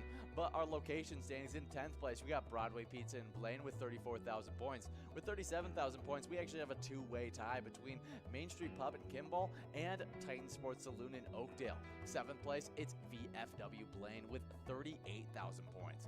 With 44,000 points in 6th place, we got Corner Bar in Goodhue. 5th place, it's Atomic Star Tavern in Mankato with 45,000 points. With 57,000 points in 4th place, location home to Sinbob, it's Corky's Bar South Haven. 3rd place, it's American Legion Fridley with 65,000 points. With 76,000 points closing in on that 100,000 point club, it's Our Place on 3rd and Faribault in 2nd place. But then that number 1 location really dominating so far in this Vikings bingo, it's VFW Spring Lake Park with 138,000 points. Yeah, they've definitely been accumulating those points, especially when they have such big players playing at that location. So make sure you guys are coming out from 12 to 1 each and every day for some Vikings bingo.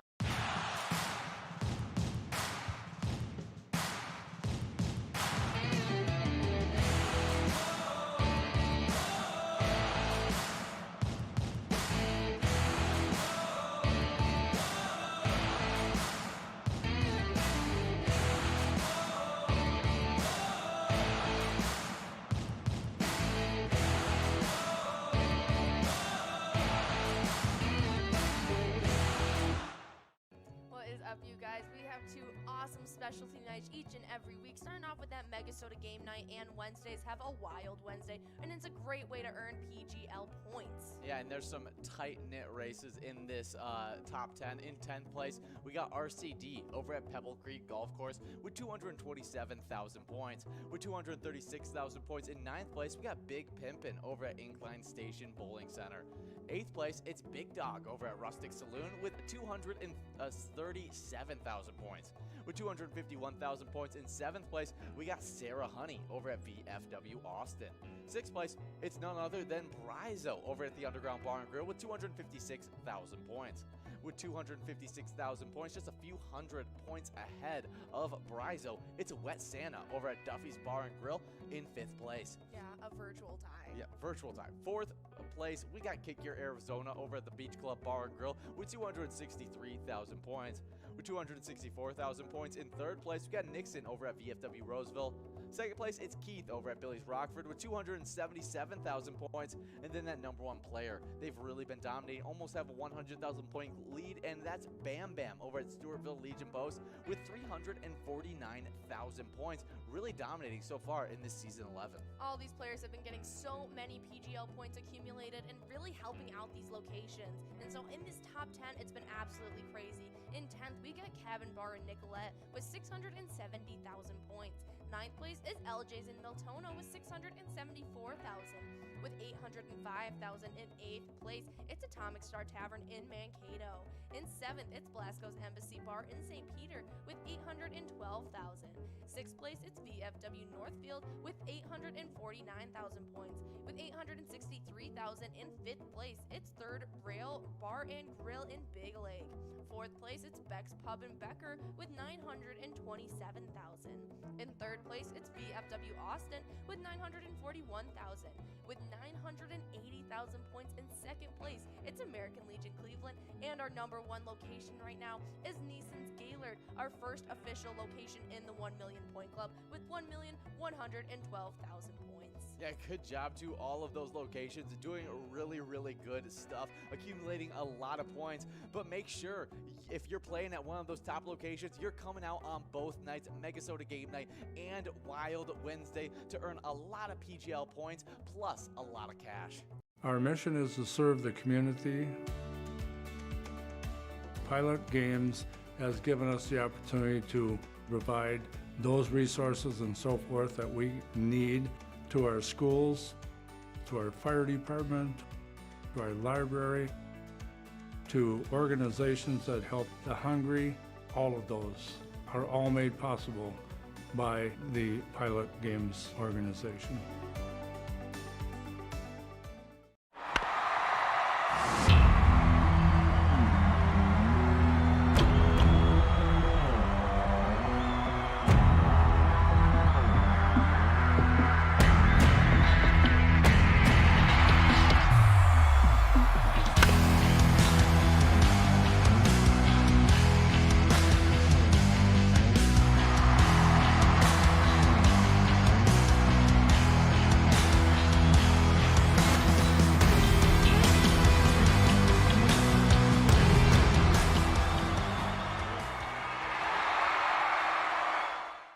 Hey guys, and we've been giving out a boatload of jackpots in our Jackpot Hunter $1 edition due to those brand new rules where that miner clicks up so quickly, but it also means a lot of Jackpot Hunter points are going out to these players who have earned so many points already in the Season 11. Oh yeah, it's been super crazy, but we love those new rules. It's been really helping out our players, because in 10th, we got Bull over at the Corner Bar Goodhue with 12,000, tied up with 2A Girl over at Jimmy J's Bar.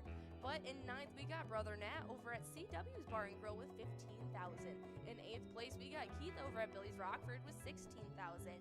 In 6th place, we have a crazy tie between Tanker at Shady's Real Side and Matt at Shajang Boom Lounge, both with 18,000. With 19,000, it's got our Godness over at Mainline Bar and Grill in 5th place. In 4th, it's Elsa at Titan Sports Saloon with 21,000. In 3rd place, it's Not Lucky over at the Corner Bar Goodhue with 36,000 points. With 44,000 points in 2nd, it's Bobo at Corner Bar Goodhue. But our number 1 player right now, absolutely killing it, is Kev over at the Deer Stand with 48,000 points. Yeah, really good play by Kev, but I mean, some of those players really closing up on him, and we'll see if there's any shakeups to come in this next week of Jackpot Hunter. But the location standings in 9th place, we have a two-way tie to get us started off. It's Country Lounge in St. Paul and Mainline Bar and Grill in Barnesville, both with 23,000 points. With 26,000 points, we head into another two-way tie. It's Titan Sports Saloon in Oakdale and Shajang Boom Lounge in Grand Meadow. 6th place, it's Carboni's Pizza CR Billiards in Coon Rapids with 28,000 points. 5th place, we got Duff's Tavern on Main and Vermilion with 29,000 points. With 30,000 points in 4th place, we got Concordia Lanes New Ulm. With 32,000 points in 3rd place, we got the Deer Stand in Deerwood, home of big-time player Kev. In 2nd place, we got Sundance Golf Banquet Bowl in Dayton with 43,000 points. But then that number 1 location, I mean, home of the number 2 player Bobo and home of the number 3 player Not Lucky, and that's Corner Bar Goodhue with 102,000 points already in this season. Oh yeah, make sure you guys are coming out from 4 to 6 each and every day to play a little bit of that $1 Jackpot Hunter.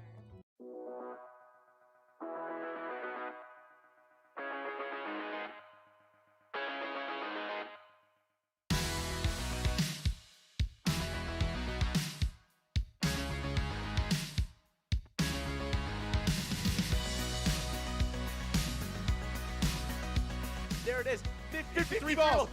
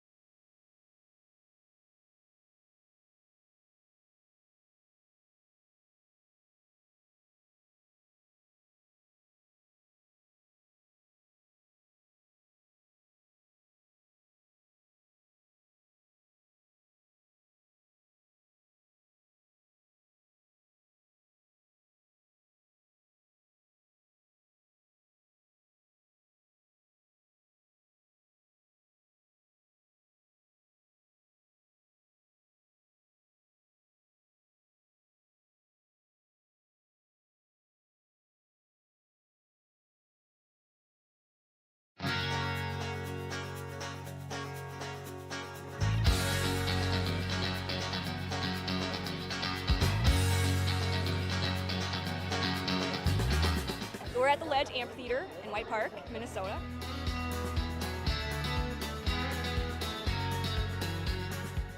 I saw the Blues Brothers 2 years ago with these guys. Blues Brothers 2 years ago was a lot of fun. Prior to that, it was the Beach Boys, and with John Stamos, it was awesome. I have never been to a PyCon event before. This is my first time, and I am loving it.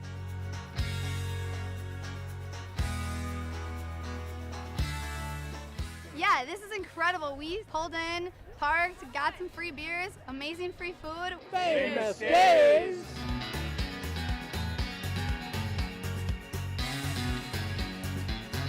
Hey everyone, Famous Dave here, smoking up the best ribs in America.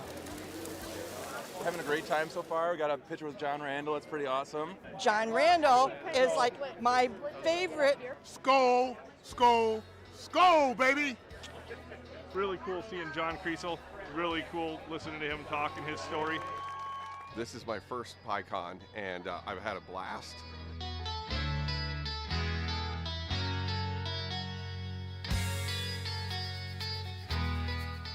Willie is my favorite. I'm excited for Willie Nelson. I grew up listening to Willie Nelson my whole life. Willie Nelson. Willie Nelson. Have a really nice day!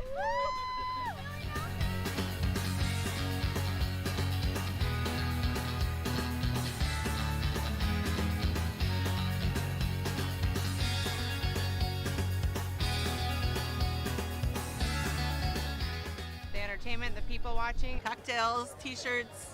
Drink and eat and be with everybody. Fabulous experience. Either way, I don't know why you would miss this. That's all I got to say. He said we're making sure to come